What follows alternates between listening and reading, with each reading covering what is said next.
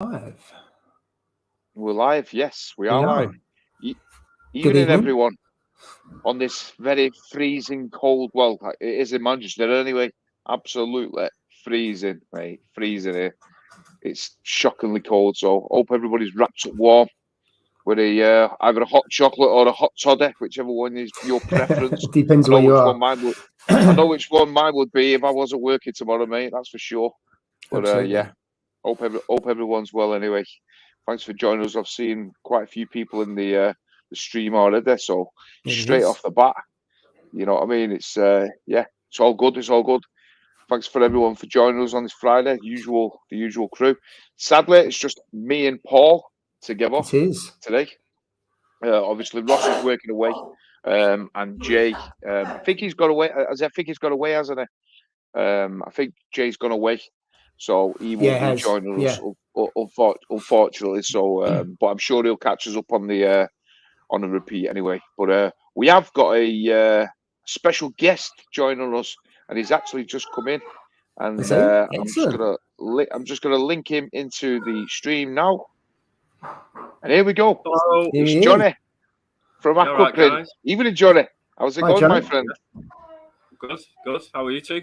Yeah, really good. We're not that bad. We're just saying it's absolutely freezing, mate. So it's. I know, I'm sitting here with a few layers on. Oh, I'll tell you, mate. I've got triple layers, mate. Triple layers on, triple layers. I feel undressed. Then I just got a t-shirt, and then we've got snow on the ground. Yeah, we've still got about 2 or 3 inches of snow down in the south. That's soft southerners. Crazy, mate. Brave as me in a t-shirt. I'll stick to my few layers, thanks. Exactly. Well, first things first, what we'll do is we'll just see who's in the stream.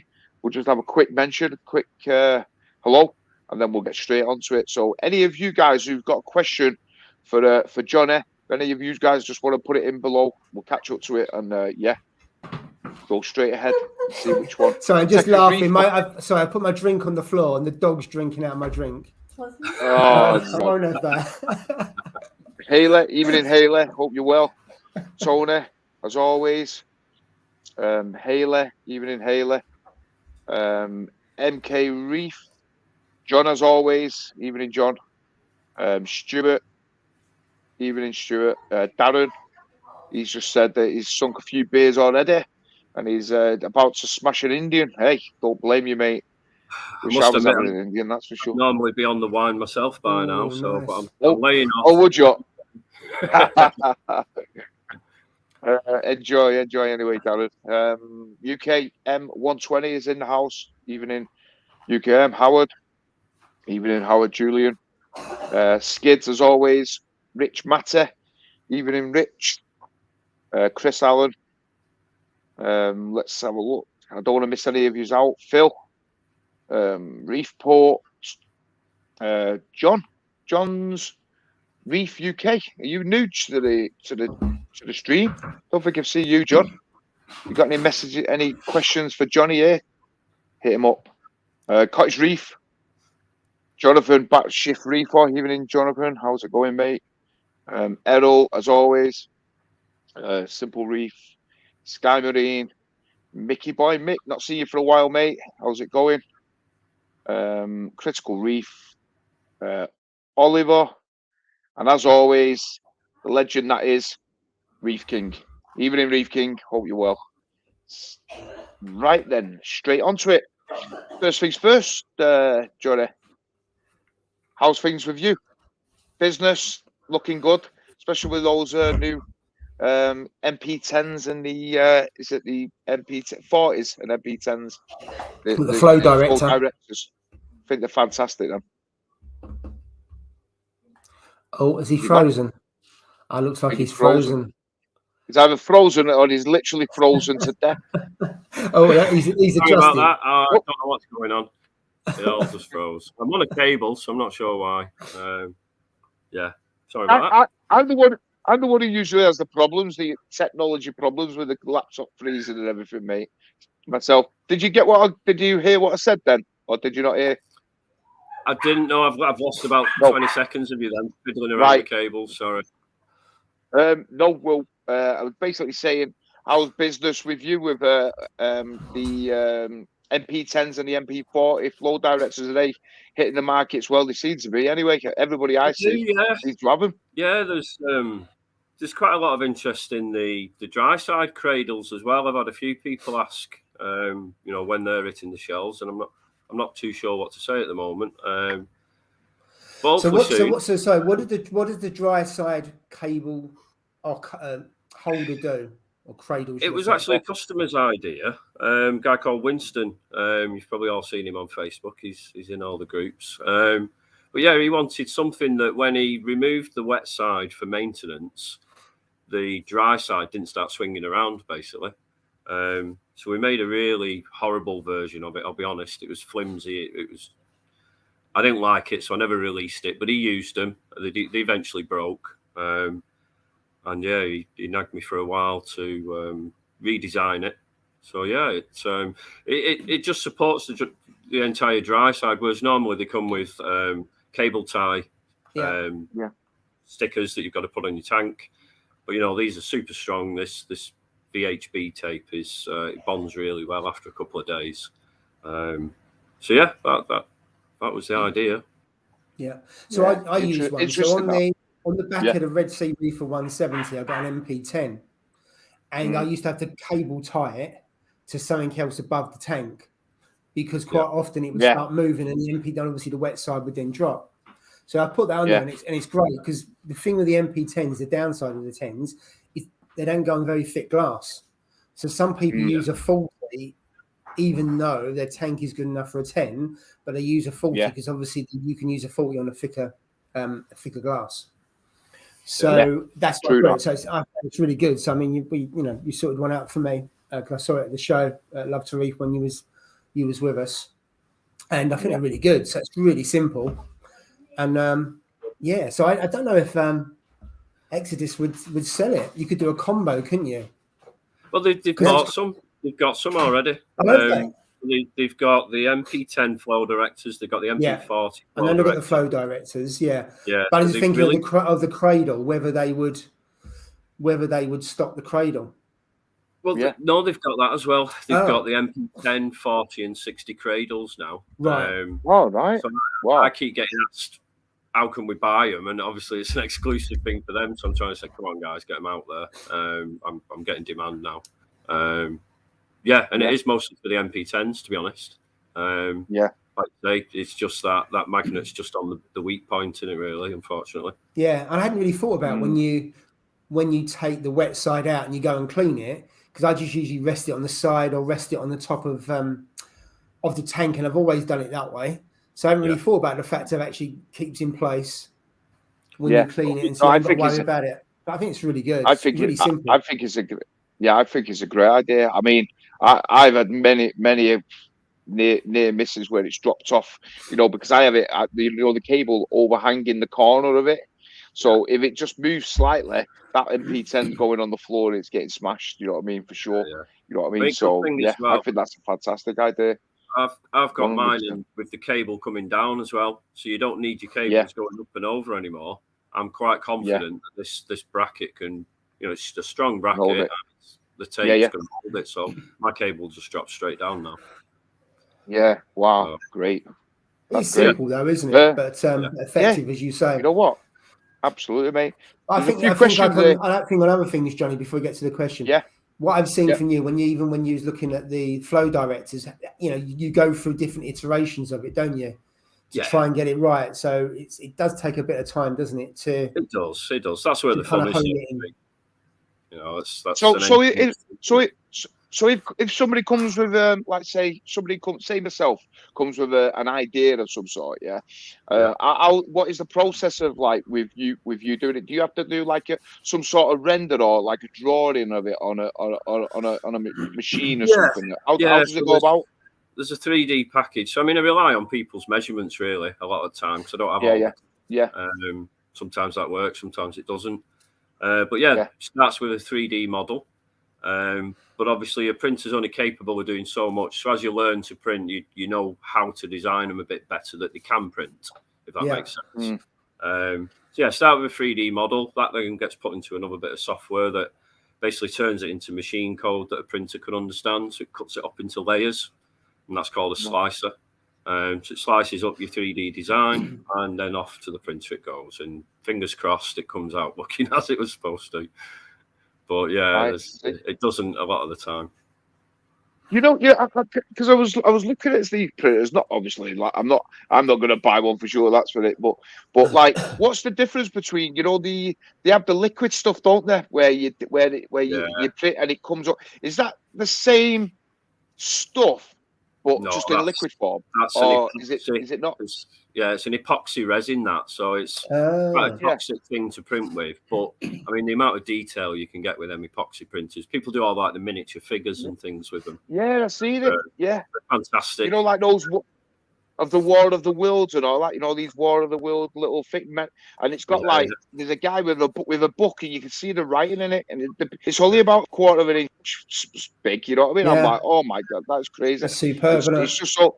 Oh, it's incredible, mate. The technology now. But 100%. Yeah, so what's the size base plate that you use? Are they all one standard? They all vary. The biggest is 40 centimeters by 40 centimeters. That's our big S4 printers. They're doing like honeycomb trays, the bigger frag racks and stuff like that. Yeah. But yeah, most of them are about 22 by 22 centimeters roughly. Yeah. That's your average printer. And how long does one take to make? From start to end. The running time. You mean to assemble a printer or print a part?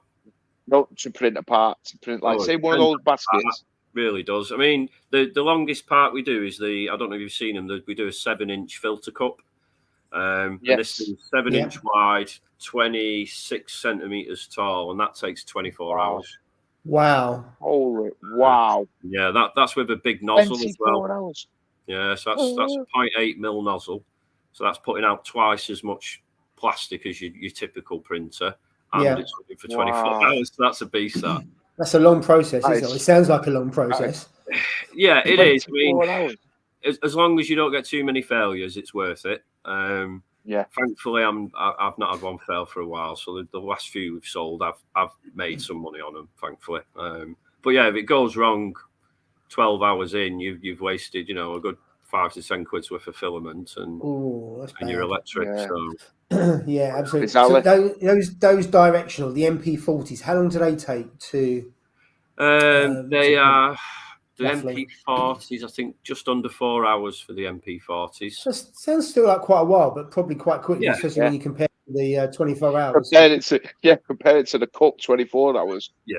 Crazy, well, what we tend to do is because obviously I work full time as well, so I have to start prints in the morning, and then I come home from work. I get a bit of design time, and then we schedule what we're going to print overnight. So, like the MP40s, for example, we printed them either 2s or 3s, depending on the printer. Some printers are better than others. Yeah. So yeah, you're talking then 8 hours or 12 hours to print 3 of them, but then I don't have to attend it. It can run overnight. As long as your printers are dialed in and everything works, then jobs are good. Yeah. There's a good comment on there from Mickey Boy saying, but then people want them cheap. I suppose people don't. I didn't realise just how long. I suppose you've got all design and everything that goes into it. You've got the trial and error to get it to where it needs to be.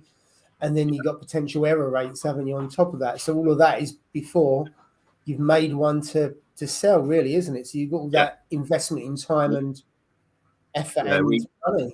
When we batch, say if we've done stuff for trade and we've done, say, 100 of an item, we might get anywhere between 5 and 10% failure rate on that. So obviously you've got to factor that in. That's all materials, electric down the pan, time as well. Absolutely, yeah. But I do enjoy it. So, well, I'm sure, absolutely. Question here from Cottage Reef. Any plans for funnels that screw in onto the Hanot vials? We actually did some. What we found is because it's not a super smooth surface, because it's done in layers, you end up with little ridges on the inside of the funnel, and that stopped the material from all entering the vial. So it wasn't practical. Just cutting the sachets and doing them on a nice angle is your best way. We've tried it and it's just not worth it. Yeah. But if you really want some, they're available. Just let us know. Oh, you know where to hit him up, Cottage Reef. Yeah. Let's see. Batcher Free for he said he thinks he's got the 7-inch cups. Yep. Batcher Free for Jonathan. Yes, yeah. He was one of early people asked for him, I think. Second one I did. Yeah. Yeah, he's got him on his water box, hasn't he? Yes. So let's have a look. Just having a look. Any more questions? Oh, yeah. Chris Fuller said he did some furrows himself and found exactly the same problem, so it's not worth it. Yeah. I mean, maybe if he did them, you know, if it was molded and it was a super smooth surface and all the granules would go in, you'd be fine. Yeah. But 3D printing, not the thing for it. So have you got any new things in the pipeline that you're working on, or obviously not going to tell us, but anything what you think? I've been busy trying to get these new multi-material frag racks going. You know, with we've got a material. You've probably seen like Vivid Creative Aquatics are doing the flexible random flow nozzles. Oh now. Yeah, that's right. Yeah. There's a material. Like rubber, It is. It's what they make dog chews and stuff out of. It's quite. I've seen that. Yeah. But I've been playing with that, and what I've been trying to do is achieve the same sort of grip that you get with some of the acrylic racks with the silicone layer between them. What I've managed to do, which was quite a feat, was bond the TPU with PETG. So what we do is we put a layer of TPU down and then change the filament out, PETG on top of it, and it's bonding well. So what that means is you've got a flexible gripper at the bottom of the frag rack. I'm trying to think. Oh, okay. Sadly, I'm not handy and I don't want to run off screen and get one, but that's what we've been busy working on, and that'll be next thing released. We're just trying to keep up at the moment, you know, with working full time. Tell you, I know what you mean, mate. Having a look behind you there, I see 2 tanks.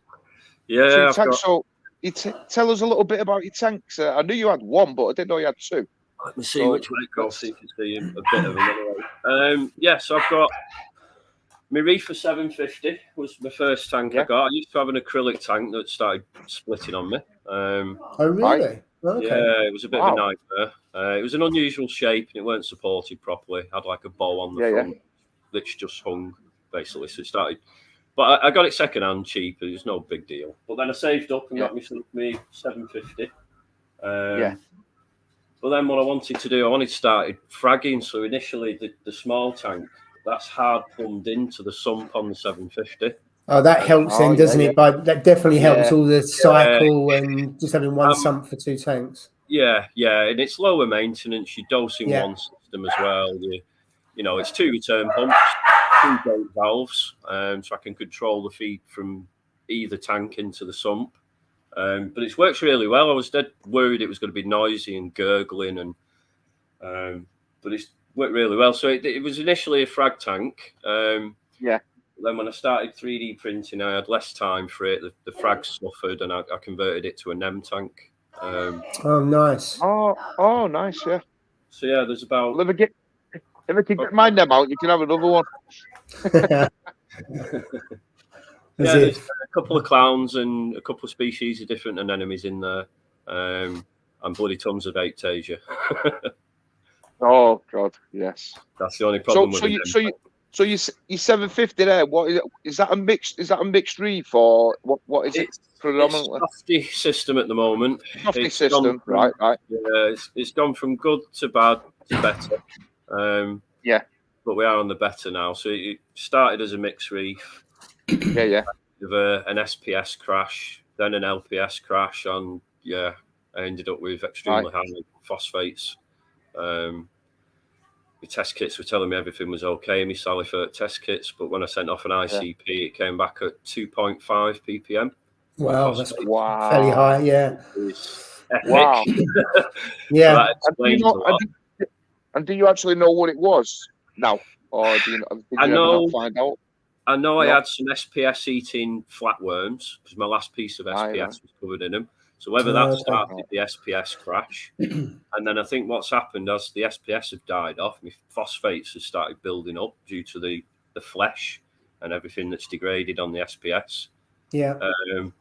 And obviously my test kits are telling me everything's okay, so I've not done anything corrective until it got to a point where it was at a level where it was inhibiting everything else. Yeah, but also as your SPS will be sucking up the nutrients as well, wouldn't they? So they crash, they're putting nutrients or crap back into the tank. They're not sucking it up. So it's only going to go one way, isn't it, in terms of the phosphate? So it's took a lot of effort to get it back down. I've got my phosphates down to 0.4 now, which, believe it or not, I'm happy with, given where I was. Perfect. I've had to remove about 50% of the rock that was saturated in phosphates. So a lot of rocks come out. I've started dosing Carbo Plus from the Reefs Element stuff. And that's... Oh, I've started running Rowaphos as well. I've got it back down. I need to get my nitrates down a bit now. You're running the Rowaphos in a reactor to take it, or you just got it in a bag? No, it's in a reactor. Yeah. We were speaking about that actually, about like that a couple of weeks ago, about reactors, like how do you run like your carbon, how do you run your Rowaphos, etc. And really there isn't a wrong way or a right way, like because Jay was saying he runs his all right, it's a nano tank, but he's got a little teaspoon or something and runs it like yourself, Paul, don't you? Hang it over the back. This tank, when I've used it once, I used a bag, but when I had the previous 5 foot here, putting it in the bag wouldn't work at all. Whereas if I put a small reactor in, that worked to treat, even if it was just, twice as much in the bag, you just don't get the flow rate through it. But in a small tank like this, you can put it somewhere where everything goes through, and 100 litres, it makes no difference. But the bigger the tank, you do need a reactor, I would say. Part of it's how much space you've got as well, isn't it? If you've got a sump and you've got more options, haven't you? That's the benefit of a sump. Absolutely. That is one thing where people like. I've had it many people messaging me saying, "Would you go all in one, or would you go with a sump? And would you do this, or would you do that, or like how would you would you ever have a tank without a sump, etc." It said loads of questions, on Instagram and stuff, and at first I was daunted with a sump because it was like more equipment. It was like, is it more maintenance, etc., etc. But in all honesty, unless it's like a nano tank like Paul's or Jay's, where the back, where the back is sufficient enough, you don't need it. I wouldn't go anywhere. I would always run a sump because people use the filters, don't they? The external filters and stuff like that, and stuff like that, which is not. There's nothing wrong with them at all. Do you know what I mean? But a sump just gives you that extra. You can add so much to it, like you said, reactors. You can add, if you want a refugia, you can add a refugia to it. It just opens up many doors. Plus, it's extra water volume as well, isn't it? In there as well. I agree. So you've got this one, which is 100 litres, and then you've got the Red Sea Reefer 170, which you had as your first tank, which I had, which I've got as well. And I've got to say, if I went for if I compared the two, and someone said, what would you go for as a first tank? I'd say the Red Sea Reefer 170. You've got a bit more volume. You've got the sumps. You've got a bit more flexibility of kit and stuff like that. It's 2x2, which isn't massively different to this in size, really. So I would say go for that. The cost price is a bit different because obviously you've got to buy all your kit for the 170, whether that's all in. But I would say if you've got the money, go for a Red Sea Reefer 170 rather than this one. Although that's a really nice tank, don't get me wrong. I prefer a stump to in the back. Yeah. The all-in-ones are good, aren't they? It's all hidden. I had an old 180, like what was it? A dual Rio 180, I think, was my first. I know what you mean. You end up with so much equipment hanging in and hanging on, and it just gets a bit unsightly, doesn't it? But I suppose an all-in-one is hidden behind black barrier. Yeah, for sure. HC Aquatics Reef, and there he said, how did you handle the water changes to lower the phosphates? So how did you handle it? I actually didn't do any water changes initially. So I waited till started seeing my phosphates come down. So I'm not the best at maintaining my tank, I'll be honest with you. I'm a bit of a lazy reefer. it's taken care of itself and had quite a balance for a period of time. So yeah, I didn't do a lot of water changes initially. I started running some phosphate remover and started removing the rocks. And as soon as I saw it was coming down, I think I got to about 1.4, and I went, right, big water change. Let's shift it out of the water column. Now I know it's not going to leach back out of the rocks. Yeah. Because I didn't want to waste my money removing it from the rocks effectively. Yeah. So I'd rather remove the rocks than try and remove everything from the rocks, if that makes sense. Did you put any new rock in, or did you just reduce the amount of rock that you had in the tank? I just reduced it over the years. I mean, when I set the tank up 4 years ago, it was probably looking how it is now. But then as you want more space for corals and you shoe on and more stuff in, it was one of them. I was victim and everything was growing, everything was going great. Add more. And then when you step back, you go, wow, where's all that extra rock? So I was amazed how much rock was coming out. It's my own fault. So yeah, I totally get you. I know exactly what you mean. That's definitely a problem when the tank matures and you got less room. What do you do? Because if you start cramming more and more in, they start fighting. You get less flow. Yeah. That causes problems, and pieces die off because they're just not happy. They're getting stung. So it's I suppose in a way it's a nice challenge to have because the tank's healthy and it's growing it out. But it's if you look at it, what you should really do is cut it right back, make some space, and then let the flow go through, and you'll get more growth again. But I certainly didn't do that in the old tank, and I wish I had because it was just overgrown in the end. Yeah, exactly. No, I totally agree, mate. That's the one. When people say like the biggest mistake, and the biggest mistake for me was not spacing my SPS flags. When I had the chance, I mean, it was a naive move from me. Well, a beginner moving away, But in theory, I was a beginner to the SPS anyway. You know what I mean? But it was more like for me, it was like, oh well, they're not going to grow that fast. They're not going to grow that in that time. Do you know what I mean? That was my attitude. It's going to take ages for it to grow, and by that time, I might have got a bigger tank, or I might have done it. Loads of stupid things going on in my head. You know what I mean? So at the end of the day, and then all of a sudden, now I've come to a point where exactly what you said, Paul, fighting. There's aggression. There's like die off in certain parts because they're stinging each other. Now it's just coral warfare all the time. You know what I mean? So that's my biggest mistake, which I always say I should have changed. But if I could change anything, but obviously that's I can't change it now. But it is what it is. I think also when they grow too big and too thick, you sometimes get a bit of die off in the centre. Oh, you can't get any flow to it, so the middle starts doing that. So. It's no different to gardening, really. When people thin plants out, they'll cut things to the flow, so the wind and that can go through the middle of the plants and the trees.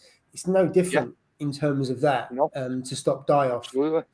Yeah. No. It's patience. That's what I didn't have. Everything was growing. I shoe on just way too much in there. And struggled keeping up at that point. But yeah. I'm not the best at sort of quarantining corals and things as well. So,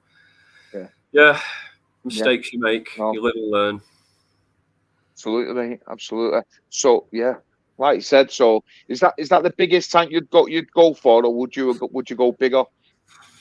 I must admit, when the 900 came out, I was like, God damn it. I was going to say that. You know what? I was going to say that, yeah. But to be honest, it was more money. And, that system combines 900. So I'm there anyway. that's quite big, isn't it? The two of them together. That's a lot of volume. That's the 170 on that side. Oh, it is the 170, right. Obviously, without a sun. So it's just the display. So that's about, I don't know, 140 litres or something. Yeah, it's about 140, But the plumbing just comes out and straight off hardwire. I was going to say, how do you do it? Does it have its own return? So you got two returns, one to the 750 and then one to the 170. Yeah, and just like I say, just hard plumbed straight out of the bottom, the outlets on the Red Sea. Yeah, straight out. I think did I have to remove a bit of the cabinet? I might have had to cut a bit of the cabinet out at the back. Out they went. Obviously, make sure you've got your drop into the 750 sump. Yeah. But it was hard work, but got a hand from my mate at the time, and you know what they say, it makes it a bit easier. But I won't like do it on my own. So you have to dial both of them in individually because you got the diaphragm on both, haven't you, to keep them both silent. Yeah, well, my other big mistake was not leaving enough space at the back of the tank for hard plumbing. You know, I didn't consider that. So we ended up having to basically glue it in place. So we ran it through, right, let's bond that piece. So it was probably not the ideal way of doing it. If you could get around the back, I'd have done it a bit differently. Yeah. Yeah. And they're the kind of things you don't consider at the time, and you learn as you go along, and you think, oh no, I wish I'd done X or Y. That's human nature. Exactly. Yeah. And I'm assuming when both return pumps are off, the sump doesn't overfill. No, it's there's good. There's quite a bit of room usually in the Red Sea sump. Yeah. There's quite a bit, isn't there? And it's only 170 going into 750. So you're going into a big sump, aren't you? Yeah, the 750's got a huge sump. I think it's under 200 litres or 180 or something, the sump. So it's a big tank. I've had a few power cuts, and I still panic and start lifting up my RFGs every time the power cuts, just in case. But I've had power cuts when I've not been here, and everything's been fine. So a quick question: what are those lights that you're running on that 750? What is it? The lights that you're running on it? The Evergrows IT50s. Right, yeah. So the main tank's a combination of two. I think the 6.6 meter ones together, and then the same running over that tank. So it's one program that controls all the lights, one remote. I've got you. The remotes hold the program, and then you transmit them to the units that it can see. So it's quite. Now, do you run yours like? Do you prefer like the whiter setting, or do you prefer the bluer setting, or do you prefer a mixture? Which one? Do you full range from blues in morning, full whites about 1 o'clock, 2 o'clock, and then back to blues. So. Yeah, because I used to go like blue. I still do. I love blues. Don't get me wrong. I just think it makes the corals pop. They do pop, really, don't they? It makes them pop really, really well. You know what I mean? But I must admit, when I do YouTube videos and stuff like that, and I've adjusted it now, the light settings to like slightly white, or not much. Not much. I think it's maybe increased by about 5% or 10% or so. Yeah. But that difference. The corals love it, you know what I mean? That little bit of extra white, you know what I mean? And so now I've kept it on that. Now I've kept it on that setting as well. So, and the corals seem to enjoy it. So, you know what I mean? But like you said, I don't really like messing with my lights, because it's like one of those ones where it's set it and forget it. You know what I mean? Because when you mess about with lights, it takes forever for your corals to settle down, you know, with them. So they don't like the change. I try not to do anything. Yeah. No, they don't like the change. No matter how small it is, they just don't seem to like it. You know what I mean? Straight away. I must admit, reprogramming the Evergrows is a bit of a pain. You've got to do it all on this little remote. So you go through, like, you know, if you're doing it in half-hour increments, you've got to adjust each spectrum for each half-an-hour increment. So it can take you like to modify your schedule. Wow. Honestly. So there's no app. It's not on an app. There's no app. I see. Right, got you. You just get a fancy remote. So it's like the old Kessels then, isn't it? Remember the old Kessels? They had the remote, didn't they? Yeah. Did they? I don't know. Remember them? Yeah, they've had Kessels. Yeah, they used to have it. They used to have the old remote. The Kessels had the remote as well. Oh, what? And you flick through? Yeah, on the remote. Yeah, it was like on a remote. You know what I mean? So it wasn't like you flicked through it and you adjusted like the power and the settings and stuff like that. The old ones, the IT20s were like the big bulky ones. I think they're like a generic Chinese made thing. I think there's different brands on them. I think one was Black Box. You might have seen them. But the Evergrows is the same. And you got a remote, or it had a little LCD screen on front. You could tap through for hours on end. Yeah. I mean, Evergrows have got such a good reputation for growing corals. It's just, you say, it's that controllability that you take for granted, don't you? But then you hear about it, you think, what? You got remote control? It's not on an app. Yeah. But you know what? No, it comes down to that point, though, doesn't it? Like I just mentioned, you usually set your lights and set them and forget them. You don't change them, do you? You know what I mean? Really, in theory, that's it. You leave them as they are. So I've only done mine once. I don't want to do it again. I don't blame you. Yeah. I mean, we was talking about, you know, this the new, is it the ITC, the Senai, the ITC Senai type thing last week, and we were talking about it, and we said like basically it's like a par meter, measures your par spectra, etc. Yeah, which I think is great. I don't anything like that. It's fantastic for a hobby for sure. But I mean, I've got the Senai, and I've used it twice, and it's in a box. You know what I mean? So I look at these things and I think, you know, for the price of them, I mean, granted, it's only about £129 for the Senai. Well, this ITC, I think, is like 220 quid. It was 200. You know what I But mean? you think So you spent 120 it's a lot quid, of money. You used it twice. Yeah, exactly. That's what I'm saying. The costs then into the who make the Spectre? Is that Senai as well? Senai made the Spectre. Senai Spectre. So yeah, that's the advanced one, isn't it? Yeah, the advanced one, isn't it? It does look very similar, if I'm honest, though. The ITC and the Senai Spectre. It does, doesn't it? Yeah. They do look very similar. But like I said, really, it's just exactly. But it's just one of those things. Once you've dialed your par into your light, you know, for your corals, and you get it there, and you measure them, and then you check it again just to double check. And you go, yeah, right, that's it, perfect. You don't use it again. You don't. That's why it's in the box. You know what I mean? So really, it's a waste of money in that sense, because unless I said, unless you're a newbie and you're just starting out a new tank, because the Senai can test for ammonia, it tests for your pH, it tests for other things. So if you're cycling a tank, it's worth it because you'll keep it in there. You know what I mean? Yeah. But as for like just for the par meter, they should have it should be where you can hire them. You know, for the day or the 2 days or something. Do it, isn't there? I know Kraken used to lease out. But I know someone local, but then they got or something like that in Edinburgh. Because if they get an LFS by one, they're usually quite expensive, and then you got to mess around. Yeah. It's and everything else. I think it's quite a bit of an ache, so that's why I don't bother. But it'd be so much easier. Well, you've got a finger there, UK Reef Bro, Evergrows for the win, Johnny. So yeah, he's onto them for sure. We're tribal, Evergrow with us. Hey, we're tribal. Anyway, Johnny, do you need to go now? I do. Yeah, I've got about half an hour. Shoot off, don't you? I will. Yes, no problem. Really appreciate you joining us, mate. Really appreciate it. And you know what? All the very best for the future products, mate. Yeah. Have a good Christmas. Thanks for joining, mate. Really appreciate it. Have a good Christmas, yeah. Thanks, everyone. See you soon. All the best, mate. Cheers. Thanks for joining. Cheers. So yeah, fantastic. Bit of insight from Johnny. Yeah, I love the stuff he does.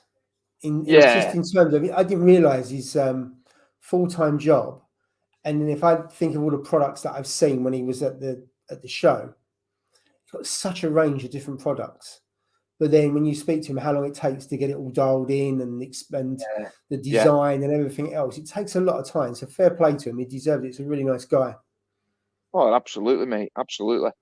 Tom Brook there just added a very good point. And you know what, Tom?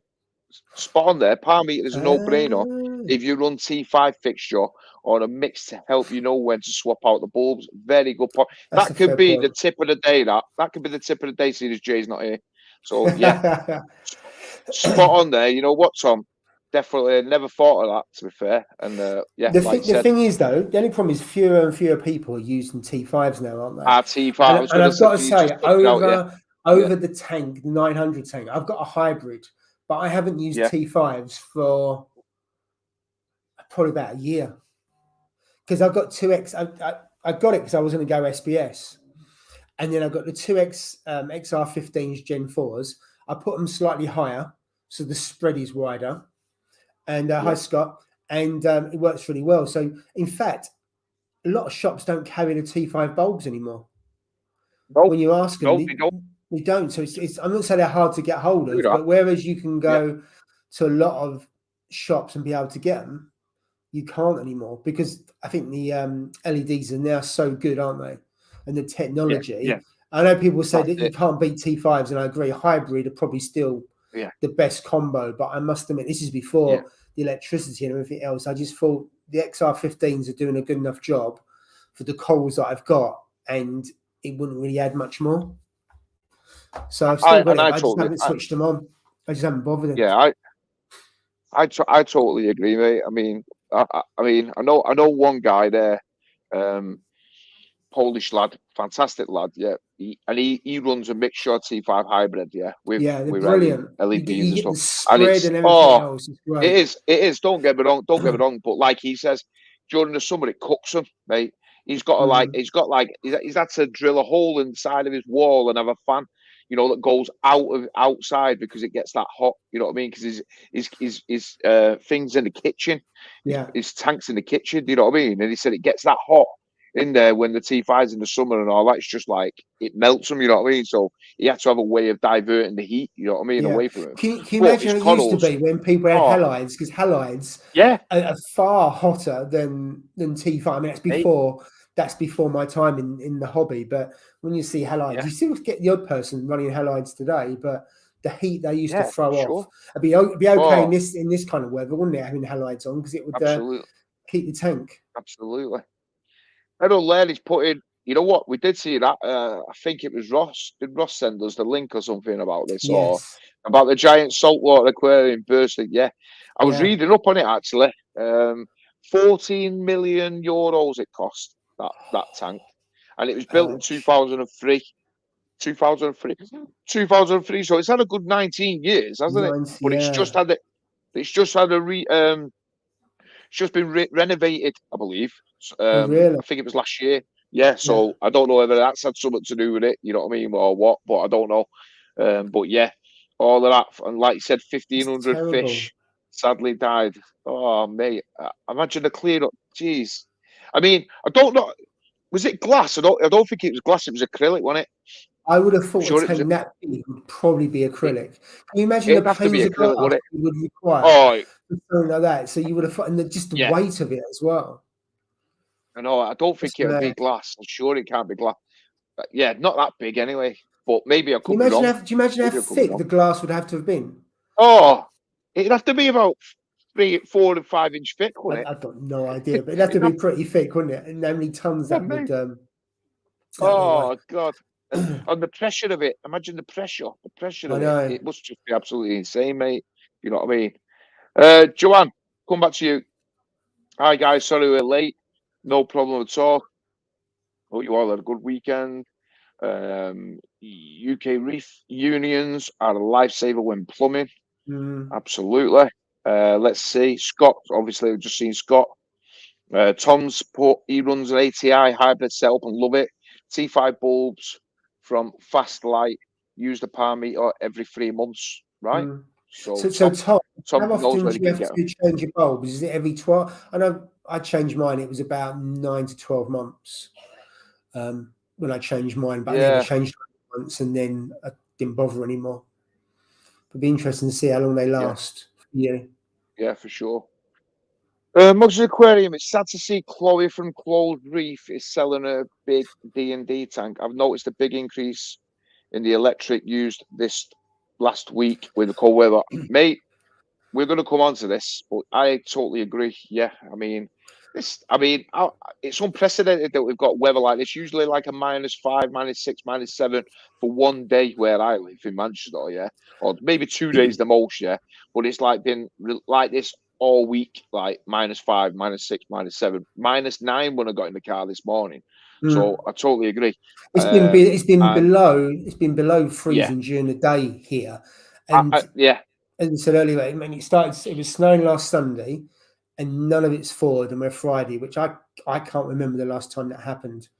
Where I live, it's years and years since we've had it that cold for that period of time, and the fact that you haven't got snow and we have is really weird. I'm not too sure Ross has got snow. I know, yeah, and usually he's got it, and we're laughing at him. Exactly, mate. But no, I totally agree with you, John. My electric, I've got to admit, has definitely started to like meet it up. You know what I mean? When I looked at it, I in fact, I still have to actually contact my thing, because I looked at it and it was like saying that I was using like £10, £11, £10, £11 a day. You know what I mean? Which would have meant it'd be like £70 a week, and I'm like, no, that can't be right. No chance. You know what I mean? But I need to quote that. I need to check that out. I reckon that's Steve. I reckon that's right. But it wasn't like that though, and it's only like over this past week. It's gone through the roof, is it? Because of the cold. Yeah, because of the cold. I don't know why. I really don't have a clue, mate. But I mean, something's not right there. I don't know what's going on with it, but I'll get to the bottom of it. But yeah, going on to that, this morning when I got up out my pit, mate, and I was going to work, comes down the stairs, and he heard any reefer dread to hear is an alarm. We dread to hear an alarm. That's what we dread it, don't we? Yeah? And the first thing I did when I'm walking down the stairs is hear the alarm. So obviously I come in, and it's the alarm on the D&D controller, the temperature controller. Yeah. So goes in the cupboard, expecting it. I thought it's going to have dropped because it was fairly cold down here, but all the doors was open, you know, because the dog comes down and sometimes he sleeps on the couch and he's just like wanders around the house. You know what I mean? So I looked on the thing. Now I basically run mine around 25.5, 25.6. Always have done, always, and that's what the corals are used to. Some say it might be slightly high, but they're just used to that. You know what I mean? So open the cupboard, 23.7 it was. And I was like, what in the hell? 23.7? Like, what the hell? So obviously panic stations, you start to panic, you know what I mean? And I was like, right, I need to get some heat in this tank, you know what I mean? Yeah. So I went into the cupboard with all my 8 heaters that I have on stock, you know what I mean? Yeah. Pulled one of them out, mate, set it, and I basically plugged it into the Apex. Because I did have one plugged into the Apex originally, but I took it out and I used it for another plug. So, because I thought I'd never switch it on anyway. So I thought it's just a redundant plug here. So I pulled it out and I put something else in. Anyway, plugged it back in and I set it. So obviously I go to work 4:30, 4:45 in the morning this morning. And I'm like, I'm just thinking that I'm going to go home to like all my corals be dead, everything. You know what I mean? Anyway, that's one good thing about Apex and monitoring is I looked at the Apex and I could see it starting to go up, slowly through the day. Anyway, when by the time I was like, it got to about 1:30, 1:45, and it was near enough back up to the temperature. Yeah. So I was like, I was happy as anything, mate. You know what I mean? Came home and it's absolutely identical to what I was running. It's running at 25.7 it is on the controller. So I run a titanium 300 watt. So obviously that is not in this weather what we've been having here. A titanium 300 watt heater in that tank, yeah, is not hot. Is not powerful enough. You know what I mean? So now I've got a 250 in it and the 300, so 550 watts of heat in that tank because of the cold. Well, I've had the same problem. So I mentioned to you, I was running a 150 in this watt heater, and it's been going down to about 24.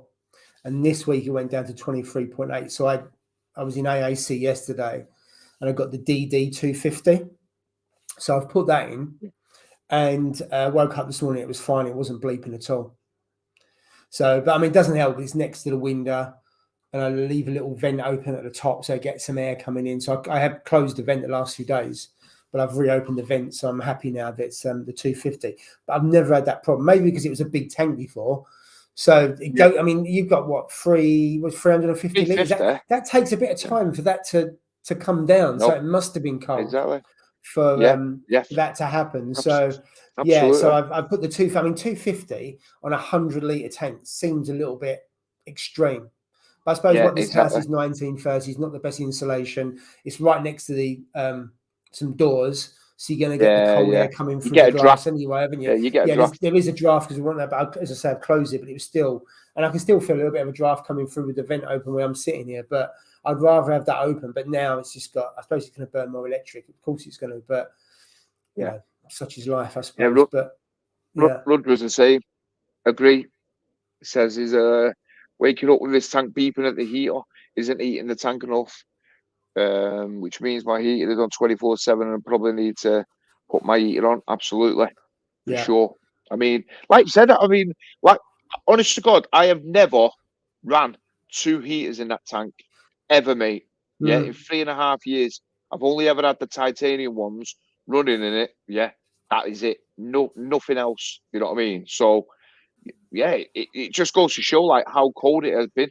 You know what I mean? Over the past week and a half or whatever it is. You know what I mean? It's gone really, really crazy, mate. But yeah, and I run my temperature at about 25 degrees. So I run it.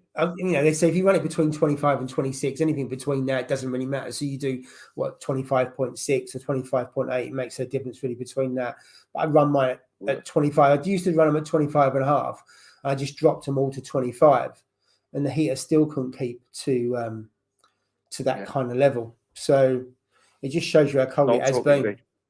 Absolutely, mate. Hopefully we'll be over this. Fingers crossed. It said it's going to warm up, I believe, or well, when I say warm up, probably drop by 1 or 2 degrees. I would have thought. We're supposed to get into double digits over the weekend or late weekend, Monday. Yeah, that's what I've heard anyway. So that'll be nice. We will see. Fingers crossed.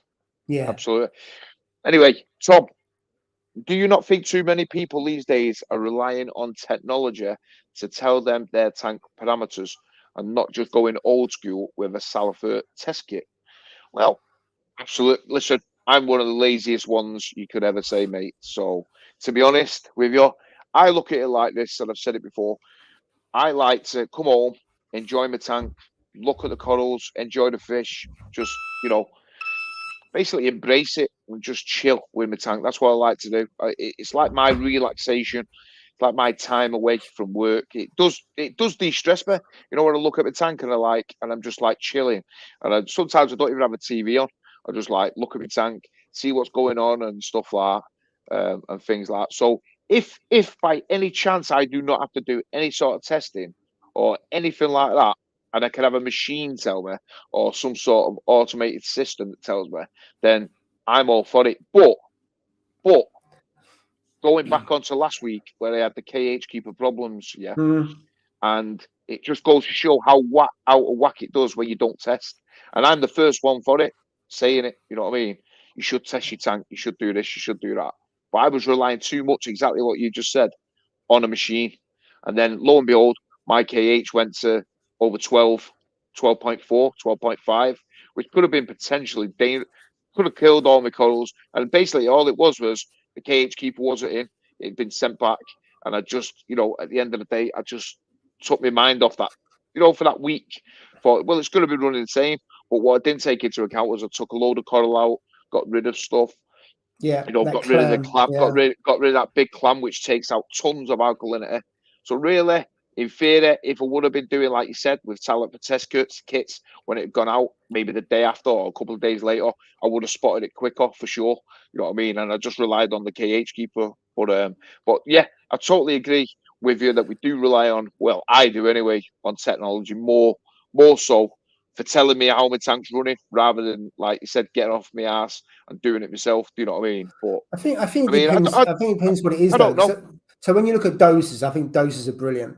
I know Cole's in the chat and he doses manually. I went through that for a short period of time and I just messed it up because I couldn't remember when to do it. I forgot to dose. So I think doses are brilliant for keeping your elements or your parameters pretty stable, such as your calcium and magnesium.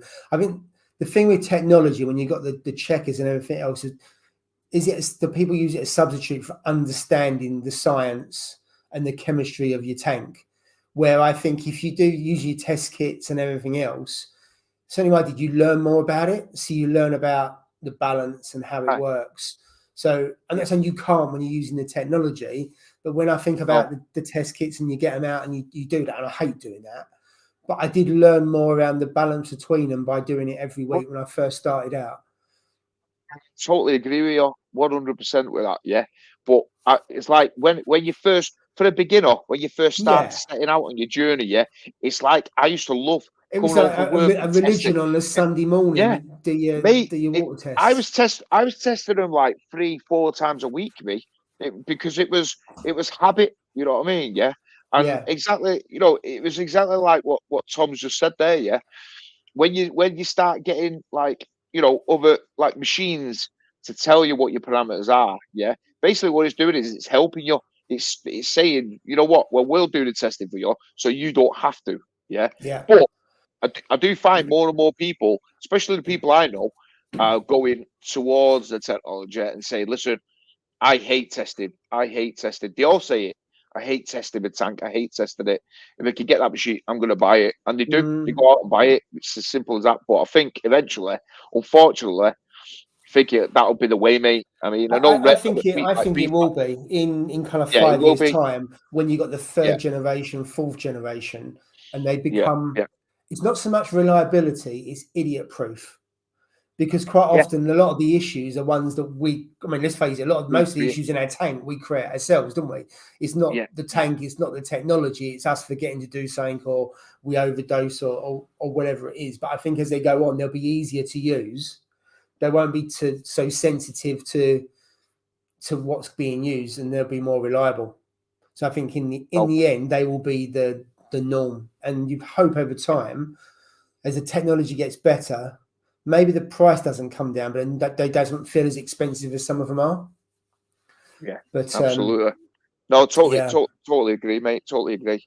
Quickly, just going back on what the Zoo's saying there, he's always used 2 heaters in his bigger tanks. One as a backup, but more to prolong the life of the heater. Absolutely. Well, that's what I mean. I spoke with you, dinner, Paul, on the messaging today, and that's what I've done. Now I've basically programmed that in my Apex now, where, God forbid, if that other one can't like keep up with the heat, I've programmed it now where the other one will come on between a certain temperature now. So I think if it drops to, I think I said it is 24.5 or something like that, then it'll come on and then it'll stay on up to 25.5. So we've got it that way because, like I said, one of them's not good enough, but I think 2 of them is enough in that tank. So I'm just going to keep that one in. But, and also it's a good backup as well, isn't it? Absolutely. Even if it's a winter, exactly that. One blows out, even though you change yours every year. So, but I use a 600 watt on a D&D titanium controller on my 600 litre system. Keeps 26 degrees, no problem. 600 watt. Ooh, that's going somewhere, isn't it? 600 watt. Nick's saying the Reefbot Lab can use the Salvert test kits. You know what? I do like that Reefbot Lab. To be fair, I do like the. It looks good. It looks fantastic, mate, and I can't wait to see. You know how people think of them, because I know Parker's Reef's got one, hasn't it? And was it Devon? Yeah, I think Devon's got. Devon got one as well. I think they did a video. I watched Parker's Reef one. Yeah. Really interesting the way it sets up, but you can add like different. I think it's 12 vials. I think it's 12 vials that you can add.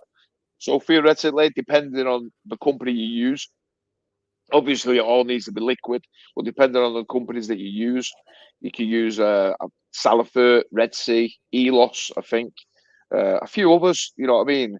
So if say for instance they only use two reagents for one, like say for argument nitrates, and use 2 liquid reagents. Yeah, say everyone. That's theoretically you could test six elements in a way.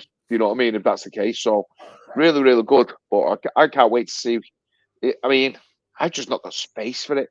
I'm just seriously, me and my technology. Face it, we was having a conversation about what dosage you should get, and you didn't want to get the Kamoa because the stepper motor was too big and you didn't have enough room. And to be fair, the Kamoa one is not that big compared to what you have got. It is, but I mean, I don't think the Kamoa stepper is large at all. But if you've got no room, you've got no room, have you? Yeah. No, true, mate. Let's just put a bigger heater in. Yeah, then turn off. Absolutely. Let's just say I'm just scrolling down. I'm not far behind, to be fair. I thought I might be a bit further than this, but no. I'm just seeing if anybody's put any questions. There. There's one. Haley, guys, I have a Red Sea 170, high nitrates of 48. I have a Fuge running, but only for a few weeks. Don't want a skimmer as too noisy. How else can it? I mean, if it's only been running a couple of weeks, it can take a while to. Yeah, it can take a while for it. Yeah, absolutely. Yeah, for sure. I think if your nitrates are 48, I would, if you don't want to use a skimmer, I'd say water changes. Yeah, just what? But also, at 48, and if you think that's too high, why is it at 48? Is it overfeeding? Yeah. Is it you putting too much nutrients in compared to that? I don't think. I mean, 48. People, you go back a couple of years ago, people would have been shocked at 48. But 48, I've had the tank running. Anything with 48, you can get a bit of algae in your tank for a sustained period. It can kickstart some algae, but I don't think 48 is too high in a tank. I wouldn't be and too, I think I wouldn't be too Paul from AAC's in the display in that tank, Paul, I'm sure your display tank's more than 48 nitrate, isn't it? I'm sure it is, from what you've told me before. Comment below, Paul. Comment below. So I think, I mean, you're 48, you've got room to bring it down, but I would use water changes. I think it's the easiest way. You can use nitrate reducer, and there's products on the market, but I think water change. And then, is it because you're feeding too much, for example?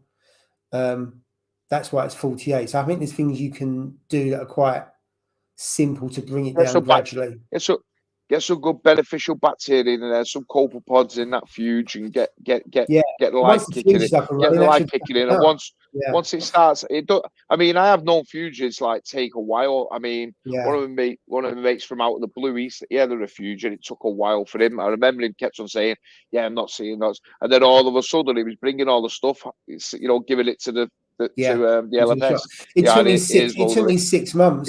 That's a brand new tank. 6-9 months to get it really dialed in, and it was growing really quickly. It's not quick. It takes time. It takes time, really, but I'm sure, you know what? I'm sure you'll get there.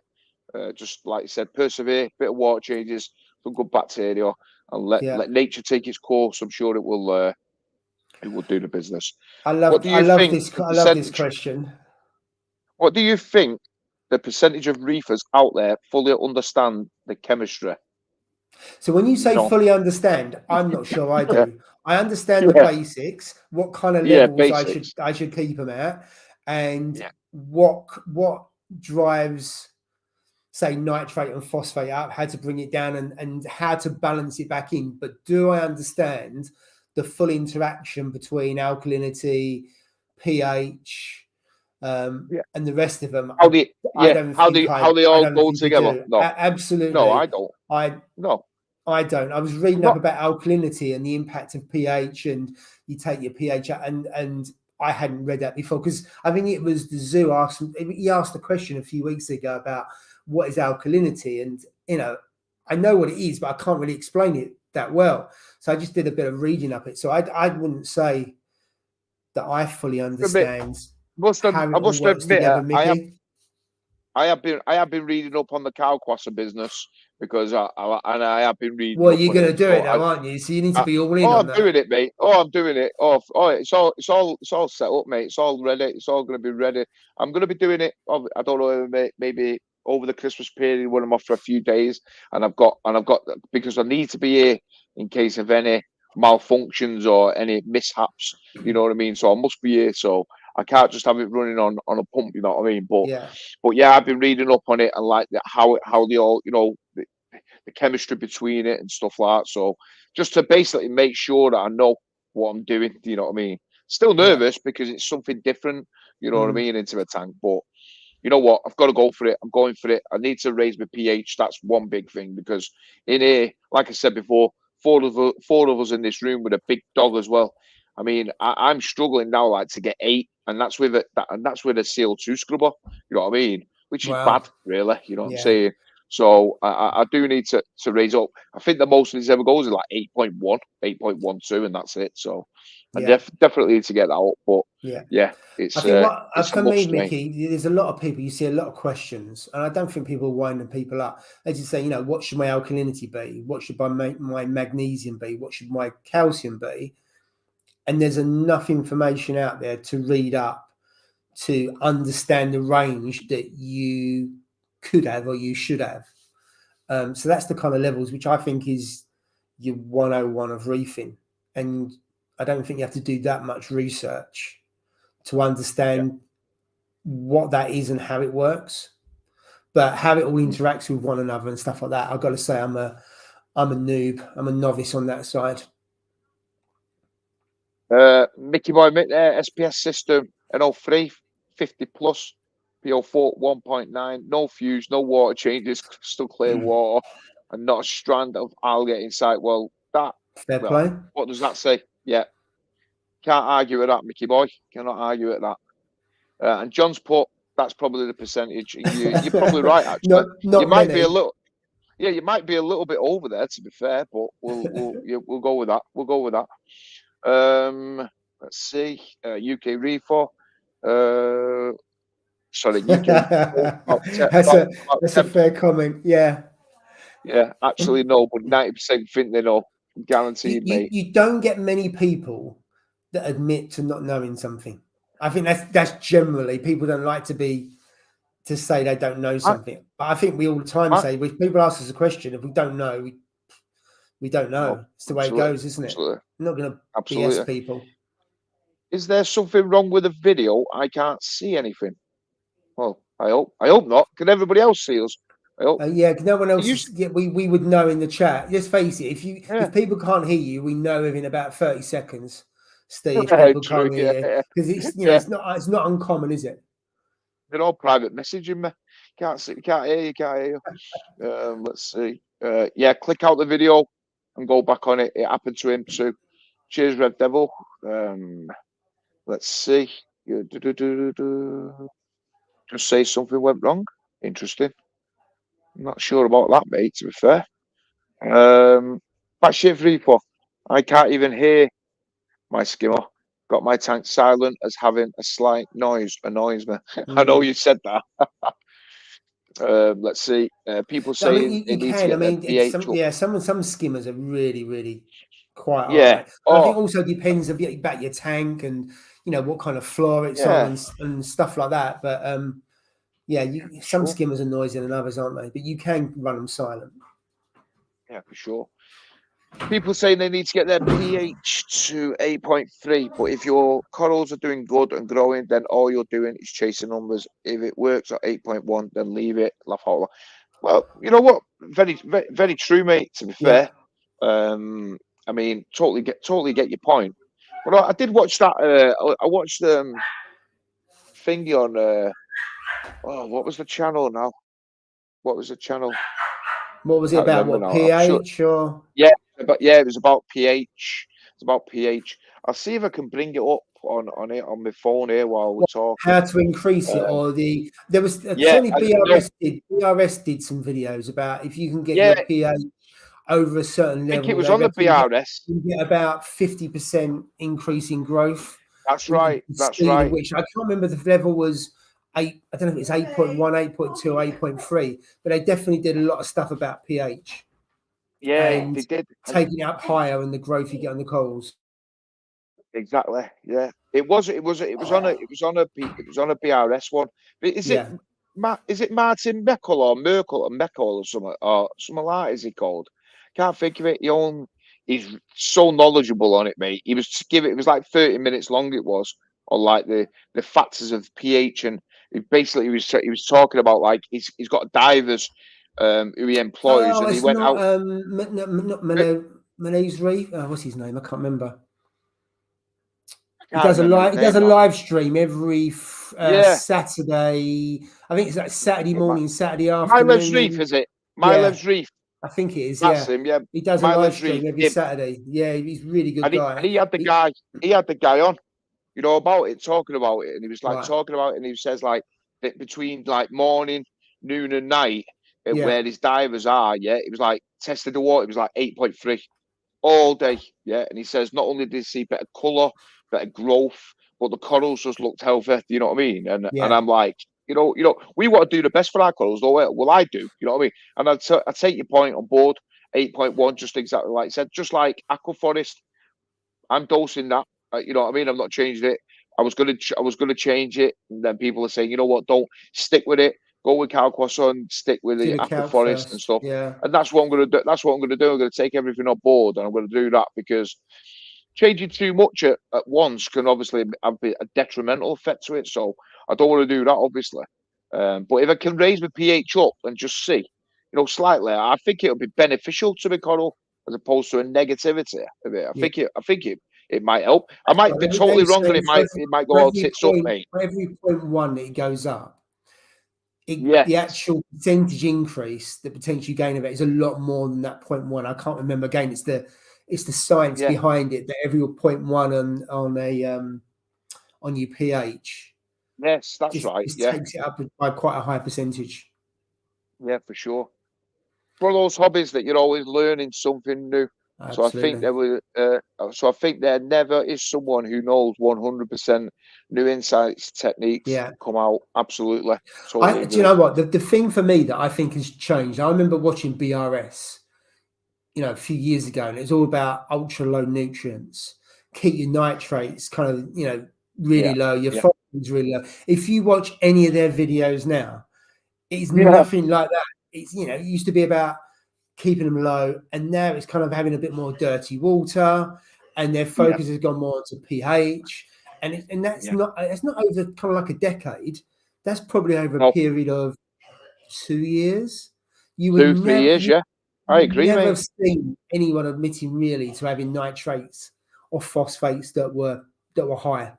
If you had, it had to be below 10, below point, 0.03 or whatever it is on phosphate. Mate.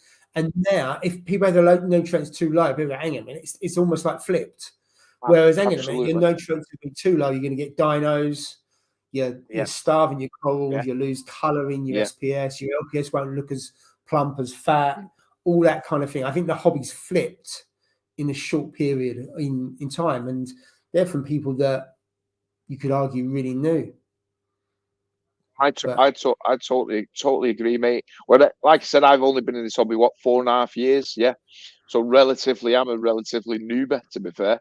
In fact, I am a newbie, but like you said, everything I researched, and I've said it before I even bought a tank, it was like 18 months I researched because I knew it was going to be a big investment. Not only big, it was going to be time, effort.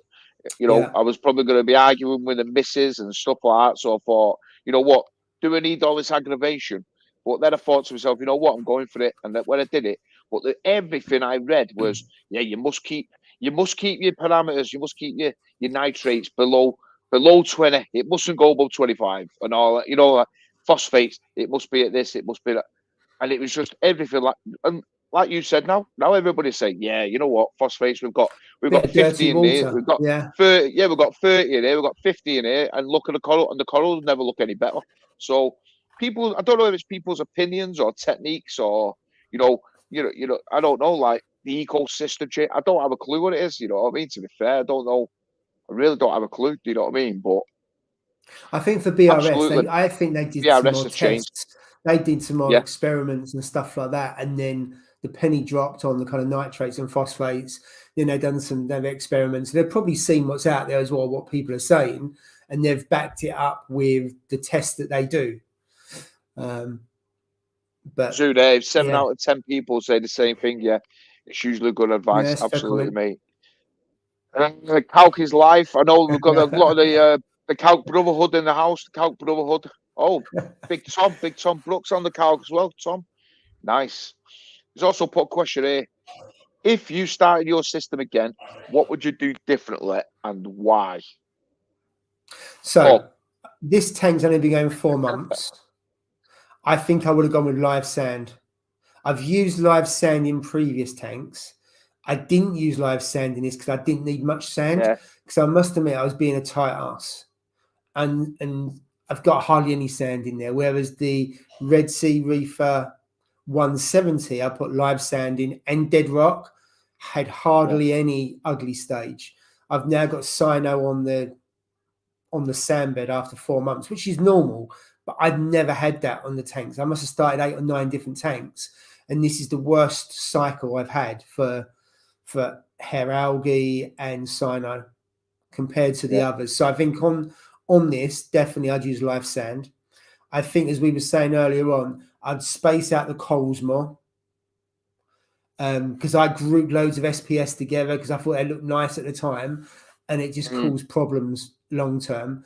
And then when I had the last tank, 7 years, after 4 years, I would have cut a lot of the SPS back and taken some out to create that space as well. So I think I would have been harsher with the tank in terms of pruning it back. So that's 2 or 3 things off the top of my head that I would do across different tanks. I don't know what about you, Steve? I think probably one of my biggest ones would probably be spend more time on my scape, my rock scape. I basically done my rock scape in I think it was like 25 minutes. You know what I mean? From start to finish. It was a bit of a rush job, and I just plonked them. I didn't hardly glue them in or adhesive them. I just like placed them, let them balance themselves, and that was it. But it come back to haunt me in a way, because when obviously everything starts to grow out and you place your corals like exactly like you said, Yeah. I put them too close together, which is very bad thing. Do not do that. Especially SPS. I've learned a lot about aquascaping. Oh, mate. When I done the 450, just, in fact, I didn't do it. I was at work, and Jill and Sam did it and didn't stick anything together. And it was really nice. But I've learned a lot then about, having ledges and having just more room to put things out and help with the flow as well. When I done the floating aquascape, it took 3 weeks, but that was a lot to do with gluing it, letting it set, and just doing the layers and rocks at a time. So now I take a lot more time than I used to just throw it in. I will definitely do that, or get somebody to make one for me. You know what I mean? They've got some good companies out there who make really good. You give them your specification, what you want, and stuff like that, and they go off on it. You know what I mean? So I would probably do that. But then as well, with this small tank like this, I would have done the aquascape sooner before I got the tank. So I would have done the template, and then I would have cooked it. So I would have put the completed aquascape in a tub and cycled it in the tub, complete darkness, power head heater, and cooked it for about 3 or 4 months before. So when it went in there, you save all the time, no light or anything like that. So I probably would have done that in hindsight as well, because then you save a lot on the ugly stage. So you would have, ghost fed the tank and just got the bacteria in there, and so you got a head start. Yeah. So I probably would have done that as well, but it's easy after the event, isn't it? Yeah. And my second one, which is only probably going to be it would be my last one, is I would have got a bigger tank. They're the only two. That's the only two I would have done. It's got a bigger tank. So because what would you have gone with then?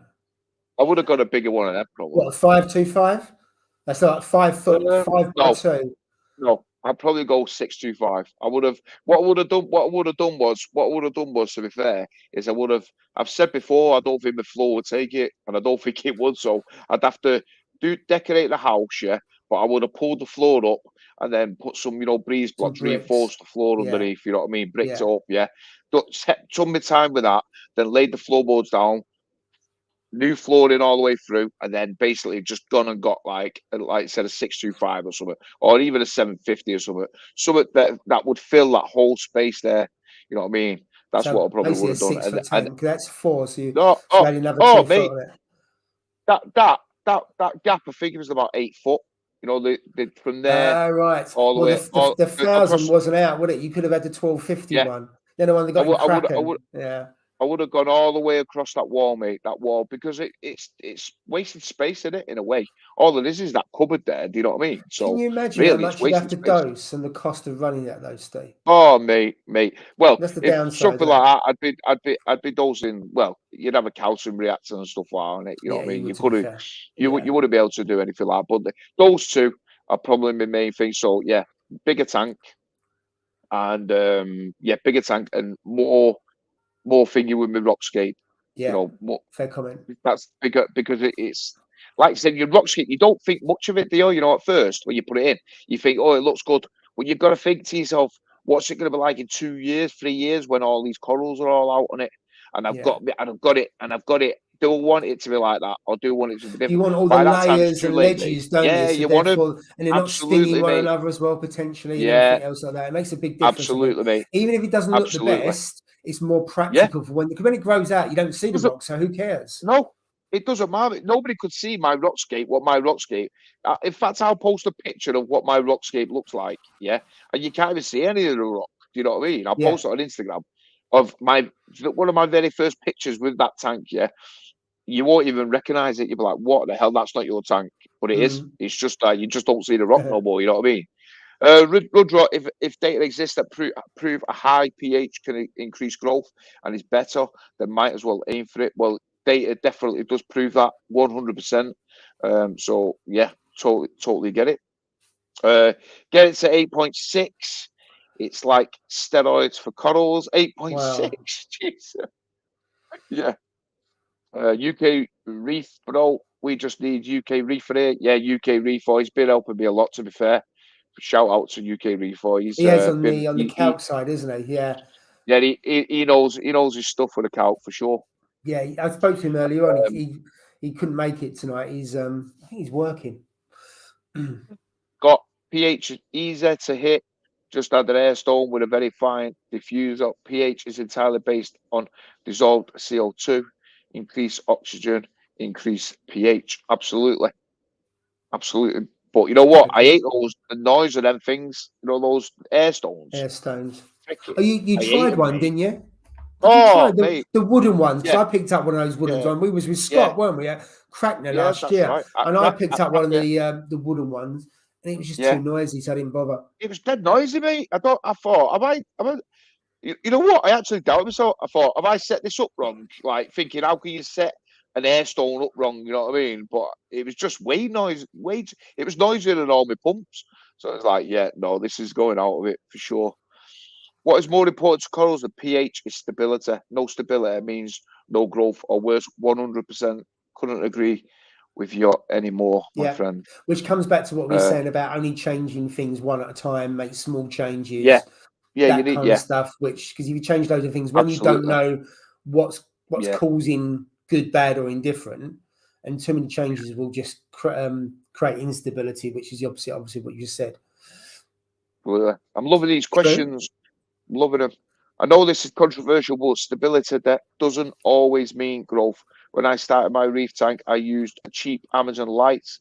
Nothing grew, but things were stable.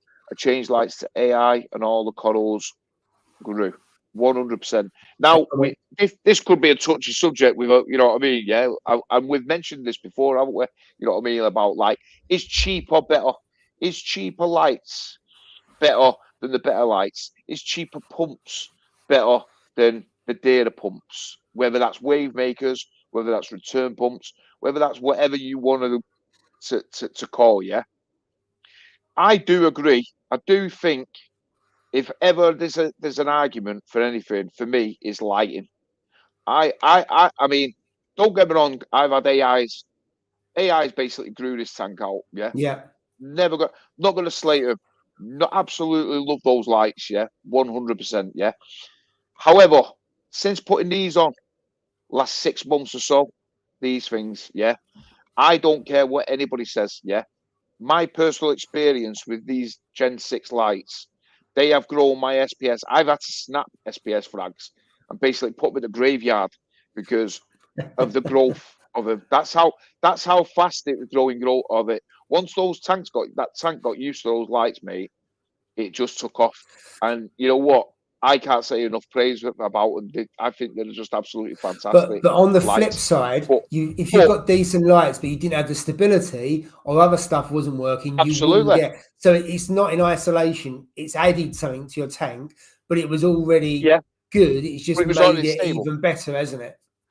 Yes. So all right then. So let's put it this way. Yeah. Say you've got a stable tank, you've got cheap lights, and then you've got stable tank, the exact same tank, but you've got the better lights, yeah. Which one would you say? Would you say? No, it's the one with the better lights. Roger just hit the nail on the head. Exactly. They're both going to be the better lights are going to grow it, whether you've got stability or not in the tank. Do you know what I mean? It's no, but what I'm saying is you can have decent lights, but if you haven't got stability, the corals are upset. They probably won't grow or won't grow very well, even though you've got decent lights. So you need some of the other stuff like you know your power heads. You can't have your elements swinging up and down, left and right. So the fact that you've got everything dialed in, Steve, has really helped. It just so happens that the Gen 6s has been the cream on top, and you're now getting the accelerated growth, aren't you? Yeah, 100%. So, like you said, it's probably just that missing link that's brought to the table. Do you know what I mean? And it's just like you said. Yeah, totally agree. You know what? Everything has been stable because the tank's 3.5 years old. You know what I mean? That helps, as we all know. To be fair. You know what I mean? Yeah, it's not just set up. You know what I mean? But yeah, totally agree. Let's see, Tom's asking all these questions here. Big Tom here. Do we think marine is a dying hobby? electric rates going crazy, people shutting down tanks, shops closing down, or turning tropical. Unfortunately, my opinion, mate, is I do think no, I don't think it's a dying hobby. Yeah, what I do think is I think it's a downsizing hobby. I think a lot of people are downsizing from the larger tanks, so i.e. the 525s, the 600, 700, whatever tank you got, and I think they're going smaller, like you've got, Paul, smaller tank behind your J's, you know, those. Because I know a couple of lads who've downsized, but they've sold all the bigger tanks, but they've still got a tank. They've got a smaller tank. You know what I mean? Because that's just they've said it. Electric. They can't afford the electric. They can't afford this. They can't rather get rid. You know what I mean? But they still want to be in the hobby. So I think it's not a dying hobby in the sense that everybody will shut down all the tanks. Me personally, I just think that they just maybe reduce the size of the tank. In all honesty, you know what I mean. But I think, fingers crossed, if if the electric starts to go down and stuff, and this crazy world what we're living in starts to improve, then I think they might go back and get bigger tanks again. But that's my opinion. So anyway. I think it's a couple of things. I think even if the electricity hadn't gone up, there'd still be quite a few people leaving the hobby because of COVID. So there was quite a few people that came into the hobby during COVID, stuck at home, that kind of thing. Now people are now getting out and about and they haven't got time for tanks. So I suspect there would have been quite a few people selling. However, definitely the electricity price and cost of living and everything else has accelerated that. So you not only got people leaving because of COVID, you got people thinking, well, I can't afford it or I can't justify it. Because you can afford it, you think that's a lot of money now. Yeah. Am I really getting what I want from that tank when I'm spending that much money? And then they sell up on that basis. And also there's quite a lot of turnover in the hobby anyway, isn't there? So I think there's the COVID effect as well, but the opposite, because there was loads of people who came into the hobby. You think Ross came into the hobby around about that time, and so did Jay. I'm not saying I can't remember why they came into it, but they came in. There was a lot of people that came into it in kind of 2020. And you know what? Last week, Jez said the same thing, didn't he? Jez and all those numbers, yeah. Jez from Exodus, he said exactly the same thing, didn't he? Yeah. Like why people. Because exactly the same as what you just said, yeah, was because people bought tanks during COVID when they didn't have anything to spend the money on. They was bored. Let's get into the hobby. But it wasn't just saltwater though. I mean, people got into like I know all a few kinds people of things, who bought hot like tubs. who bought like hot tubs. Yeah, we talked about that last week. Yeah. A bearded dragon, mate. You know what I mean? A bearded dragon. I know two of my family members bought bearded dragons during COVID. It's like crazy, mate. But yeah, I suppose it's just I don't know. I hope and I pray there that people won't shut down for good. You know what I mean? I hope they stay in the hobby because, like I said, think what will happen is I think there'll still be a decline, more people leaving than joining, and then whether that's the end of next year or the year after, it'll bounce back and more people are coming. It depends on probably the prices of it. Or what you've seen is more. We've said this before. More and more companies are launching smaller tanks, max specs. You've got TMC. So I think more and more people will come in maybe with the smaller tanks and stick either downgrade, as you just said, or they'll come in. They won't buy a 525 or a 425 or whatever that kind of size. They'll come in with a 170 or a 60 litres or the one that I've got behind, which is 100 litres. So I can see more and more people buying the smaller tanks. Yeah, that one behind you, like 100 litres. I think 100 litres is nice. I think 100 litres sounds nice. It's perfect for the beginner tank, I think, mate. 100 litres. No. Jill hates this. Jill absolutely hates. She said, it's what a waste of time. We had a 5-foot tank with lovely fish and corals, and now we've got just a lump of bloody rock in there. So she can't wait until we get a bigger tank. She hates it. Right. Well, you know what? I'm not even going to argue. I'm not even going to argue about that, mate. I'm going to leave that there. You can argue. Well, I haven't got a leg to stand on, to be honest, Steve. Yeah. No, you did offer to make me a tank, mate. However, problem was I already had this tank there, and you imagine how, like, oh, mate, me moving this over there or getting rid of that, and then, oh no, I just couldn't, mate. I appreciate the offer, but yeah, I seriously just I couldn't do it now. We've seen that one. Let's see. What a peppermint and a cleaner shrimp get on okay in an Evo. It's a tricky one, that. I don't know. I don't. I mean, I've kept them in a big not tank, in a but then smaller less than a 5 tank. I don't know about a small. I've never done it, so I don't know. Is the answer? Yeah, I mean, I don't know when I've had them, obviously they've kept apart. So one was in one section and one was in the other section. Do you know what I mean? So I never really seen. They was never together. So I think maybe in an Evo, mate, I think they might have a bit of a kickoff, but I don't know. To be honest, I'll probably just go with a one. If I'm perfectly honest, my opinion. But if there was a lack of food, then you could see them fighting, because peppermint shrimps are actually quite aggressive when it comes to feet, and mind you, so is cleaner shrimp. So I'm not sure. I probably wouldn't. Oh, when Steve said he's snapping SPS and throwing them in the graveyard, every reef was like, I wish Steve was my... Listen, guys, the offer is always open. If ever, I mean, I have got the tubs. I have got a couple of tubs here and the heat packs and stuff. But I think in the new year I'm going to try and send some out. But I'm going to send them out. I'm not going to promise. I'm not going to. I don't want anything for them. Yeah, I'm just going to send them out as trials. You know, as trials. Yeah, to see what it's like and whether they survive. Because I'm not the. I probably won't be the best. You know what I mean? But fingers crossed they work out. You know what I mean? But I will start sending some out next year in the new year. Some of them. We'll see how they go. We'll see whether they survive. Let's see. Calquas will raise your pH, keep your tempo stable. Your SPS will love it, absolutely. Mugs' Aquarium, it's all about what you can afford. It's like me fighting Tyson Fury at 70 years old. Not everyone can afford expensive gear, but needs to balance.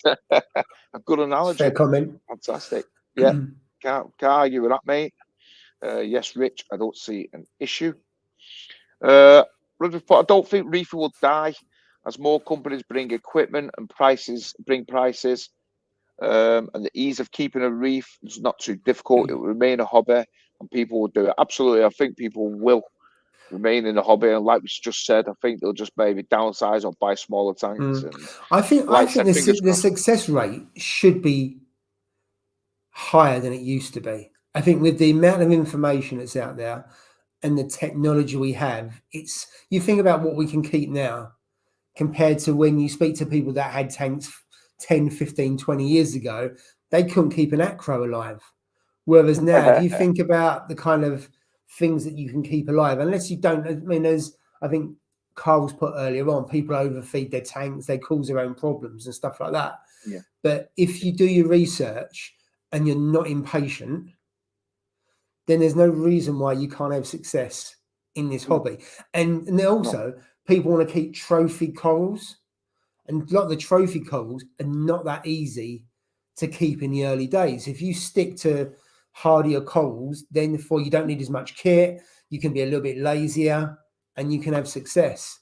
Is when people go out to the higher end SPS. I mean, I never kept higher SPS because I know what I'm like as a reefer, and I can't dedicate that much time to a tank to do that. So, but I think the success rates. Yeah, but you don't need to dedicate it. I don't dedicate anything to that, mate. I clean the glass. I feed the fish once every 2 days, mate. That, I swear to God, that is all I do. Ask my missus. I do not do. You got it in a position of 4 years, but you do. You've set it up and you run it like clockwork with your dosing and stuff like that. So therefore, you keep it as it should be. But what I'm saying is, people don't do that, do they? They're too impatient. No. Yeah, so I mean, I get it all the time. SPS is dead hard. A mixed reef is really hard, and I totally get it. I totally get when people say it. A mixed reef is really hard, but it comes back to like what people are saying in the stream. Like, it's about stability. Yeah, if it's stable, your tank, your corals seem to adapt. Just like when I had that KH spike. You know what I mean? In theory, some of the corals should have died. I mean, the one which is like really deteriorated, but there's still a bit of life maybe on it, is the PC rainbow. The more, prestigious one sort of thing, and that's the one that seems to have faltered. You know what I mean? All the others seem to have survived. You know what I mean? So it just basically, like I said, it's just about stability. Going to 12.4 is probably not going to kill them. It's the speed of which they go down. Most of the coals, you shrug their shoulders, sulk a bit, and then they'll get on with it. Because let's face it, if they've been in your tank for like 3-4 years, they're pretty hard. Yeah. To be fair, that's what I'm saying. Then, without you knowing, over time, when you did, they've probably had highs and there's been lows and there's things been moving around and they've survived. So to go to 12.4 is not going to kill off low. If it went straight from 9 to 12.4 in the space of a couple of hours, you may well. It happened over days. It's not going to happen. It must have done it. Yeah, it must have done it over in days. 24 hours, because you would have a problem, I think, if you went up by that much in a short period of time. Agree, but over whatever number of days, they'll just get sucked. They'll just sulk, wouldn't they? Some of them would. Some of them would love it. Lee's been struggling with aptasia. Trying peppermint shrimp, tried chemical, and he's tried the filefish. Please, this is. I could take snapshots of people who sent me this exactly the same message, like, "What did you do for aptasia? Have you had aptasia, etc., etc." Yeah, and to be honest, the thing that's fingered for me was the peppermint shrimp. Yeah, I've never had a filefish. Yeah. But I got a few peppermint shrimp. I've got 3 or 4 peppermint shrimps, and I put them in. But peppermint shrimps won't eat the larger ones. I find that they won't eat the larger ones. They'll only eat the smaller ones. So like just as the spurring, yeah. But then if you've got a bigger tank, I know for sure. Like, is it the butterfly fish? Was it the butterfly? Copper fish? band can as well. Copper band, sorry, not butterfly. Copper band. They eat them, but same again, because they've got the snout, they can get into like the little crevices and they can pick her. But I don't believe that they eat like the big ones. So if you've got huge ones, you've got to like try maybe something like Aptasia X, maybe. I mean, I know it's not the best, it's not ideal, but take it off all your flow and get in there with Aptasia X and like literally squirt it right in its mouth, make sure it gets right in there. And I have had success with the bigger ones on that. They've never come back with that Aptasia X. And touch wood, I've not got any in my tank. The only one I've got is one in my way, which is the size of probably me anemone in my tank. It's absolutely ginormous, mate, in that way, yeah. But I can't get to it. It doesn't get harassed. I'm not, you know what I mean? So it's not letting any spurs out or anything like that. So touch wood, it stays like that, but I've never killed it. It's still in there, and I've not got any in. But yeah, try adding a few of them. Peppermint shrimp, you know what I mean? So for me, it's peppermint shrimps. You're right. I find they don't eat the bigger ones. So what I've done, if I had 2 or 3 bigger ones, I put some putty over them. So I put the putty over the bigger ones to kill those off. I find with peppermint shrimps, they can take a while. And my theory on that is they'll go for the spores first that you can't see. But also, if you're feeding a lot, they won't eat the aptasia. I'm not saying you should starve your tank, but if there's a load of food for them, then I don't think they'll go for it. So I think 1, it can take a while. 2, I think they'll go for the spores first, and 3, if you've got too much, nutrients in there, or you've got waste in there, they'll just go after that.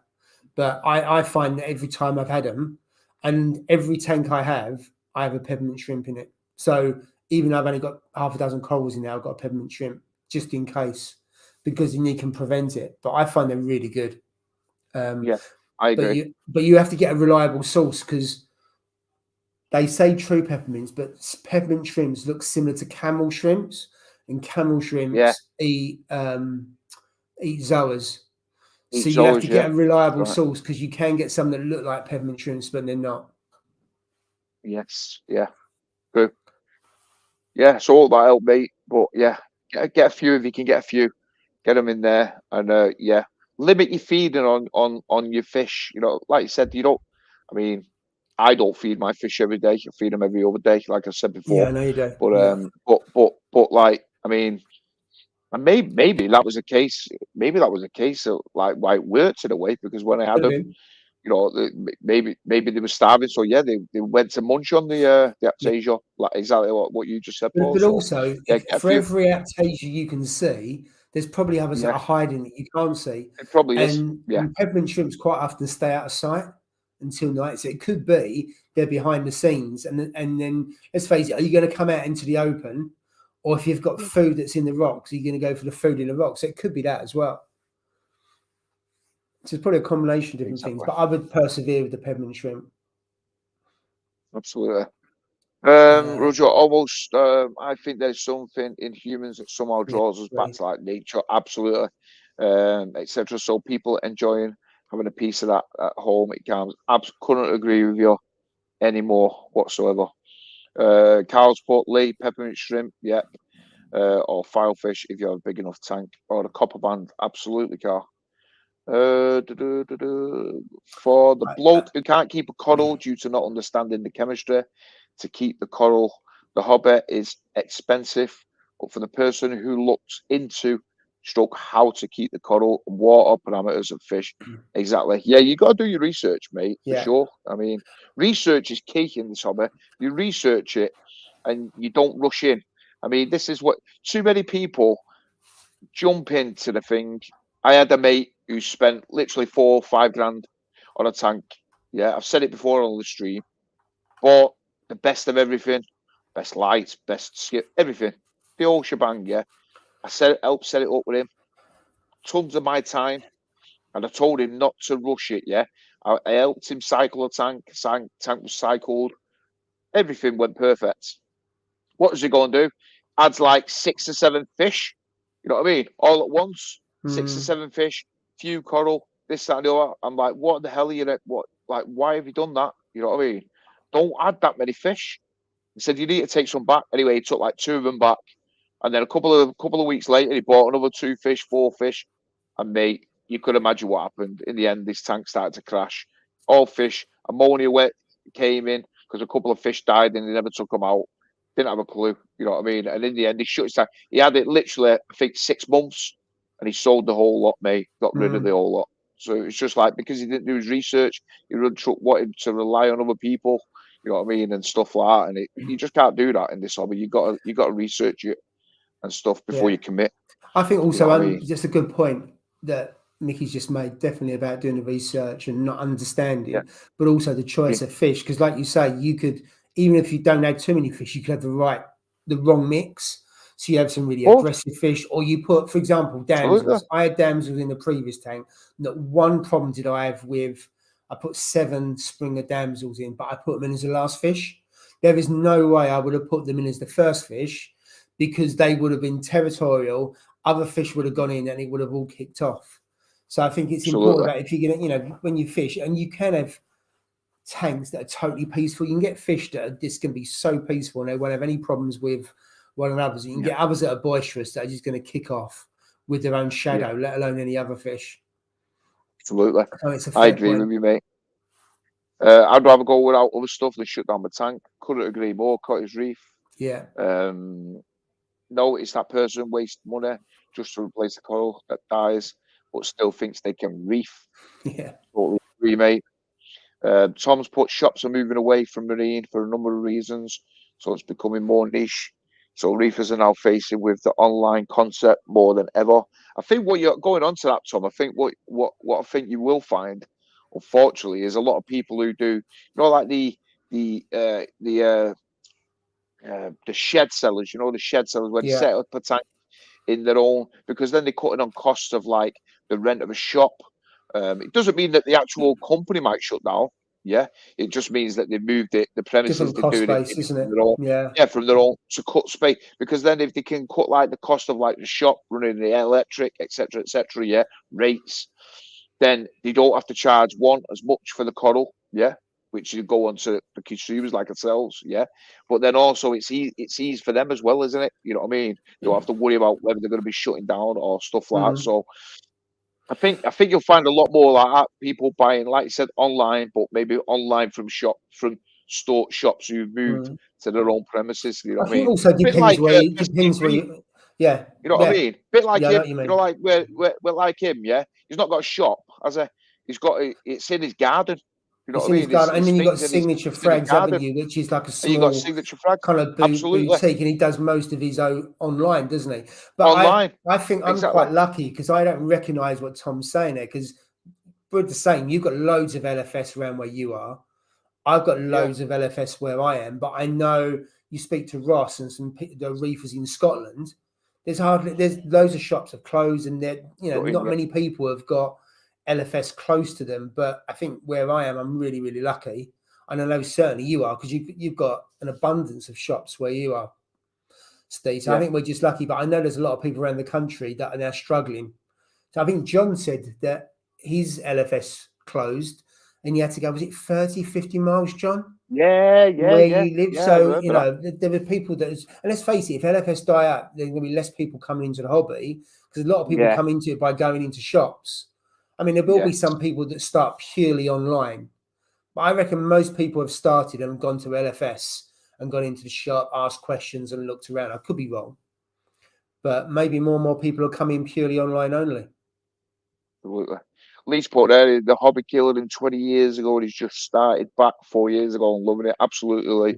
Great to have you back, mate. And like I said, people like yourself coming back into the hobby is can only be beneficial, can't it? For us. Yeah. We all learn, don't we? I learn every day in this hobby, mate. Every single day, from either people messaging me, people say, or me messaging people. You learn all the time, mate. It's just one of those hobbies where you'll never ever stop learning. It's just something, or you'll see something, online or whatever. You'll never stop learning this hobby for sure. But great to have you back, mate. So you said you was in the hobby 20 years ago. Now, what's the biggest change have you seen from when you was in it 20 years ago, and then you've come back into it 4 years ago?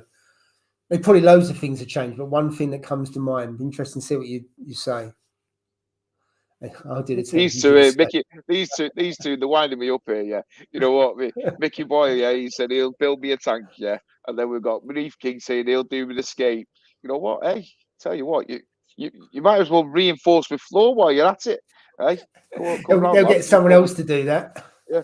So is there a builder in the house by any chance? Somebody can come round and reinforce my floor. That'd be fantastic. Appreciate that, lads. All Moggs has to do is sweet all the mist. Now that is the hardest part. The building of the tank and everything like that, mate. The hardest part is exactly what you just said, mate. Is persuading my missus. Let's see. Another thing actually there. For Aptasia calc paste. I know that 100% gets rid of it for sure. But it will raise. It will raise things up in your tank though. So just go sporadic on it. Let's see. John Wright, Moggs' Aquarium. Are you on next Friday, Steve? I don't think. I'm not 100% sure. To be fair, what we'll do. We'll sort it out. I don't know is the answer. Well, what we'll do is we'll sort it out, and as usual, like we always do, we'll post something up on Instagram, or we'll post it over Facebook. Not 100% sure, not 100% sure on that, John, but I'll get back to you or I'll message you, mate. A-list put, Peppermints work as a team. Absolutely bet. That's exactly what I said. 3 or 4, you're good to go. Cool. Talk later. That's them two talking together. Hey, Carl. Sky Marine. Being in the hobby 30 years and always learning. Absolutely. And Haley's going back onto the question. If you're overfeeding your tank, they will go for the easy food option. Absolutely. First, make sure they earn their keep 100%. Let's see. Top advice. See you in Out of the Blue sometime. Absolutely, mate.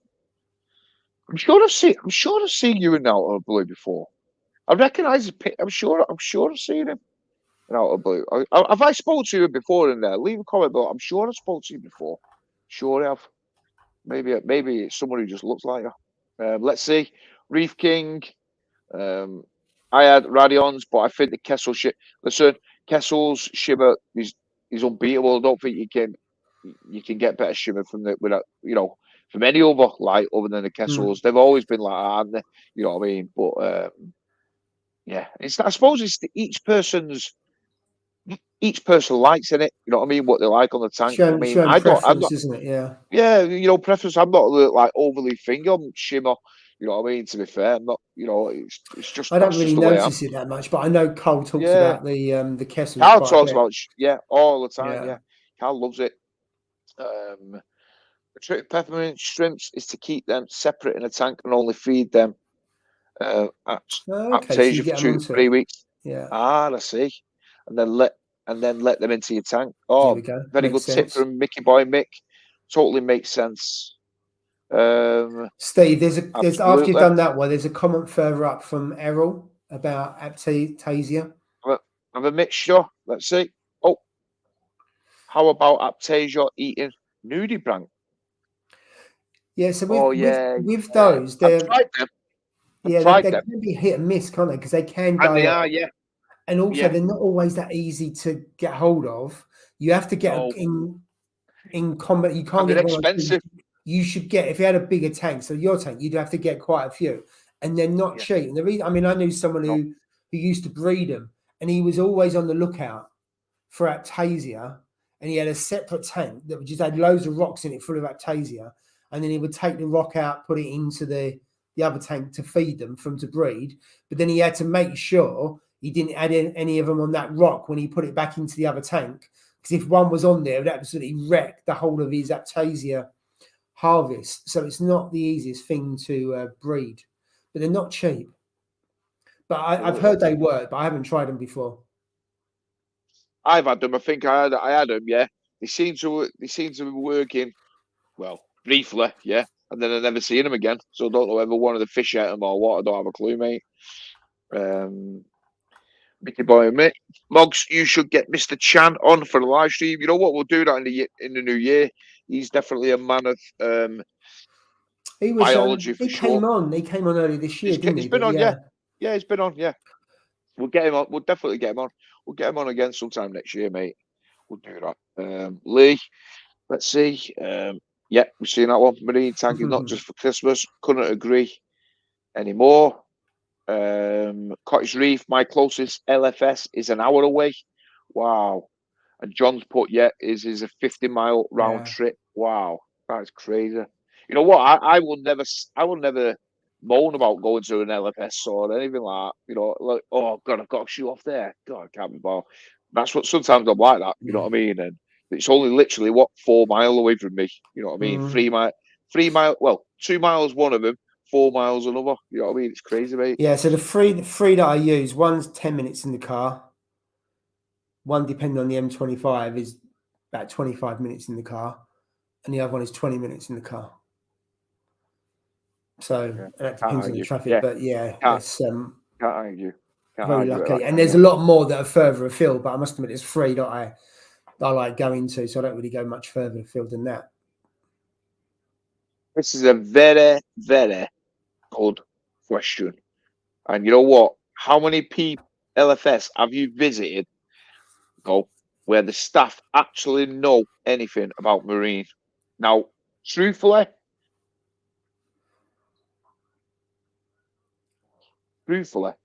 I would probably say 3 places where I can actually look at people and think, yeah, you're not just be shitting me. You know what I mean? Yeah, you know what I'm saying. I can look at them and go, right, yeah. I think you know a bit. Yeah. Not that I'm saying I know everything, but like some of the things, like I'll say, oh, you know, can you recommend such thing? And then they'll say, oh yeah, go for this or go for that. You know what I mean? Or like, you know, blah, blah, this fish is good for this or this coral is that. You know those sort of people where they actually do seem to know the stuff. Whether they just learned it off a book, I don't know, but they do seem to generally. But I'd say about three stores, 3 or 4 stores. I'd say that I know 100% that I could send somebody and say, you know what, go and speak to X, Y, or Z there. He knows his stuff. You know what I mean? You're right. There's the reason why I go to those 3 stores is because I trust those 3 stores. Out of those 3, if I had a problem, there's only one I'd go to, which is AAC. Because Paul's knowledge, and actually not just Paul, the people in there are really good in terms of their knowledge, but Paul is fantastic in terms of his knowledge, and sometimes he'll advise you and he'll tell you things, which actually does himself out of a sale. So, you know, it could easily like sell you the bottle, but it'll, you know, you try other things that don't cost you anything, which to me is, which is brilliant. And then the shops where I don't think I could get decent guidance, I don't know. I just don't go in there. Yeah. And so there's been loads where I've gone in and I've come out thinking they don't know their arse from their elbow. And I just wouldn't go back again. Unless it's like an emergency for dry goods and I was passing by. I wouldn't go and buy fish or coals and things. I'm not convinced they know their stuff to trust to put their stuff in my tank. But so that's why it's free, because I trust those 3 shops, and the others I'm not convinced about, or I know for sure I wouldn't trust them any further than I can throw them. I agree with you, mate. I couldn't agree any more with you. I mean, for me, there's certain shop.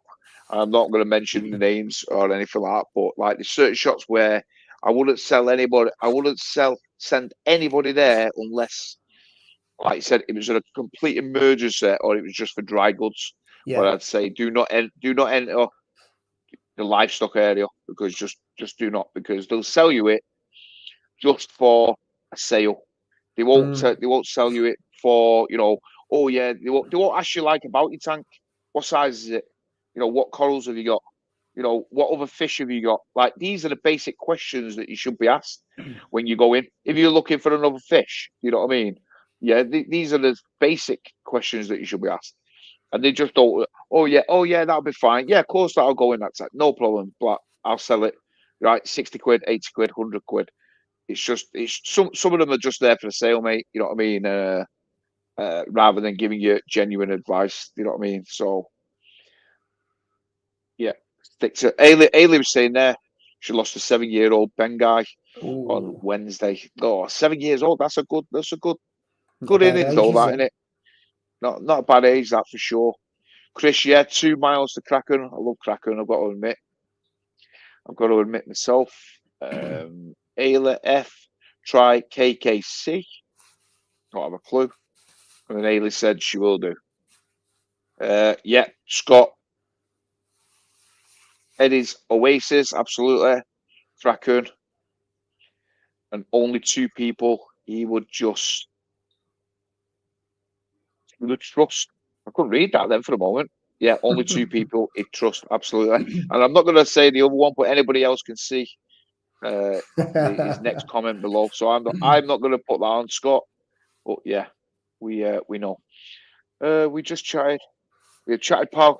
Just missed you last week. Nearly ran you over in a white minivan. Don't have a clue what that's talking about, but I'm sure you know. We're right back down at the bottom. So we've literally 1 hour and 56 minutes, and we've made it, mate. So perfect. Any of you guys not click the like? Click the like. Come on, guys. I don't know how many we're on. How many likes? We had 64 people, I think, watching before, which is pretty decent. Yeah, it's good. To be fair, especially coming up to Christmas, that's for sure. Ailey's put she trusts no one near her. I've overheard some. Yep. That's the thing, isn't it? It's kind of what you hear something and you think, oh no, did you really say that? And you kind of grit your teeth and you think, no, that's definitely not the thing to say. Yeah, exactly. So I know what you mean. I've heard that before, and that's why I don't go back to those places. Tom's put quick question: favorite coral and why? You know what mine's gonna be. Rainbow chalice. Yeah, and that's mine.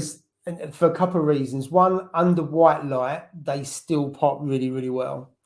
And whilst they grow really slow, in 6-9 months' time, it can look completely different because it changes, it morphs its shape, its colours. A colour that wasn't there all of a sudden appears. A colour that you had then disappears. You never know what you're going to get with it. And actually, they're still, I'd say rare. I don't think they're rare, but they're relatively uncommon as well. And actually, they're really hardy. Just like most corals, you just get a bit more precious about it because of the cost that they are. But the frustration with them, they grow really slow, don't they? So that's my favourite. I mean, I love chalice anyway. Chalice is my favourite coral, but rainbow chalice is my. Yeah, I took Totally agree with everything you said. I'm not even going to add anything onto that, mate. But like I said, the colour of it, even in whites, is just like pops. And yeah, couldn't agree more. That's exactly mine. Let's see quickly before we have to move on. My local was 1 mile away. Shut last week. My others now it's 25-mile round trip. Wow. Tom's put Merry Christmas, you filthy animal. Merry Christmas, Tom. Thanks, really Tom. appreciate you joining, and thanks for all the questions you've asked, mate. Yes. Strawberry shortcake. I do like strawberry. Have you got any strawberry shortcake? Anyway, Scott, might have to hit you up for some of that, mate. Whenever he's got a tank, he has always got strawberry shortcake. He has, yeah. He had a stunner in his other one, mate. Oh, it's absolutely He's had incredible. some lovely tanks over the years. Oh, beautiful, mate. Beautiful. Missed a lot of the stream. Had a surprise video. Visitor. Don't you just hate that? Absolutely. No worries, Haley, whatsoever. You'd always join us. Hope you guys have a great Christmas. Much love to you all. You too, Haley. Really appreciate your thank you. Thanks for joining on all the time, and yeah, you continue support. First one tonight, or you've been with us. Absolutely. Well, we're 3 months off of 2 years, aren't we? In the live stream, we started March yeah, absolutely, 2020. Yeah, 2 years. It will be 2 Crazy, years next year. Yeah, absolutely, there we go. Absolutely. The Zoom, as always, drive carefully, mate. I know it's a bit icy out there, and yeah, pretty dangerous. So drive carefully, mate, and yeah, be safe. Stuart, night all. Hope you all guys are on next week. You know what? We'll have a talk and we'll see what's going on. Yeah, and see what we can do. We'll leave a message and we'll see what we can do. Hopefully, fingers crossed. You know what? Maybe we'll see for it. Might just get one in, maybe. But yeah, if we don't see you, John's point next Friday. Hope everyone has a great Christmas, and yeah, everything echoing. Cheers, guys. Everyone's saying exactly the same thing, and this time, I'm sorry, but doors are closed. I'm currently on the hunt. And we'll leave it there. So once again, guys, you know what? Hopefully, we'll see how it goes next Friday. Fingers crossed.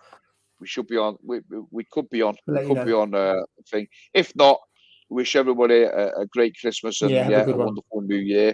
And we'll see each other in the New Year at some point for sure. But thanks for joining us. Thanks for tuning in every Friday as you always do. And we'll see you either next week or the New Year. Take care, guys. Have a good one. See you soon.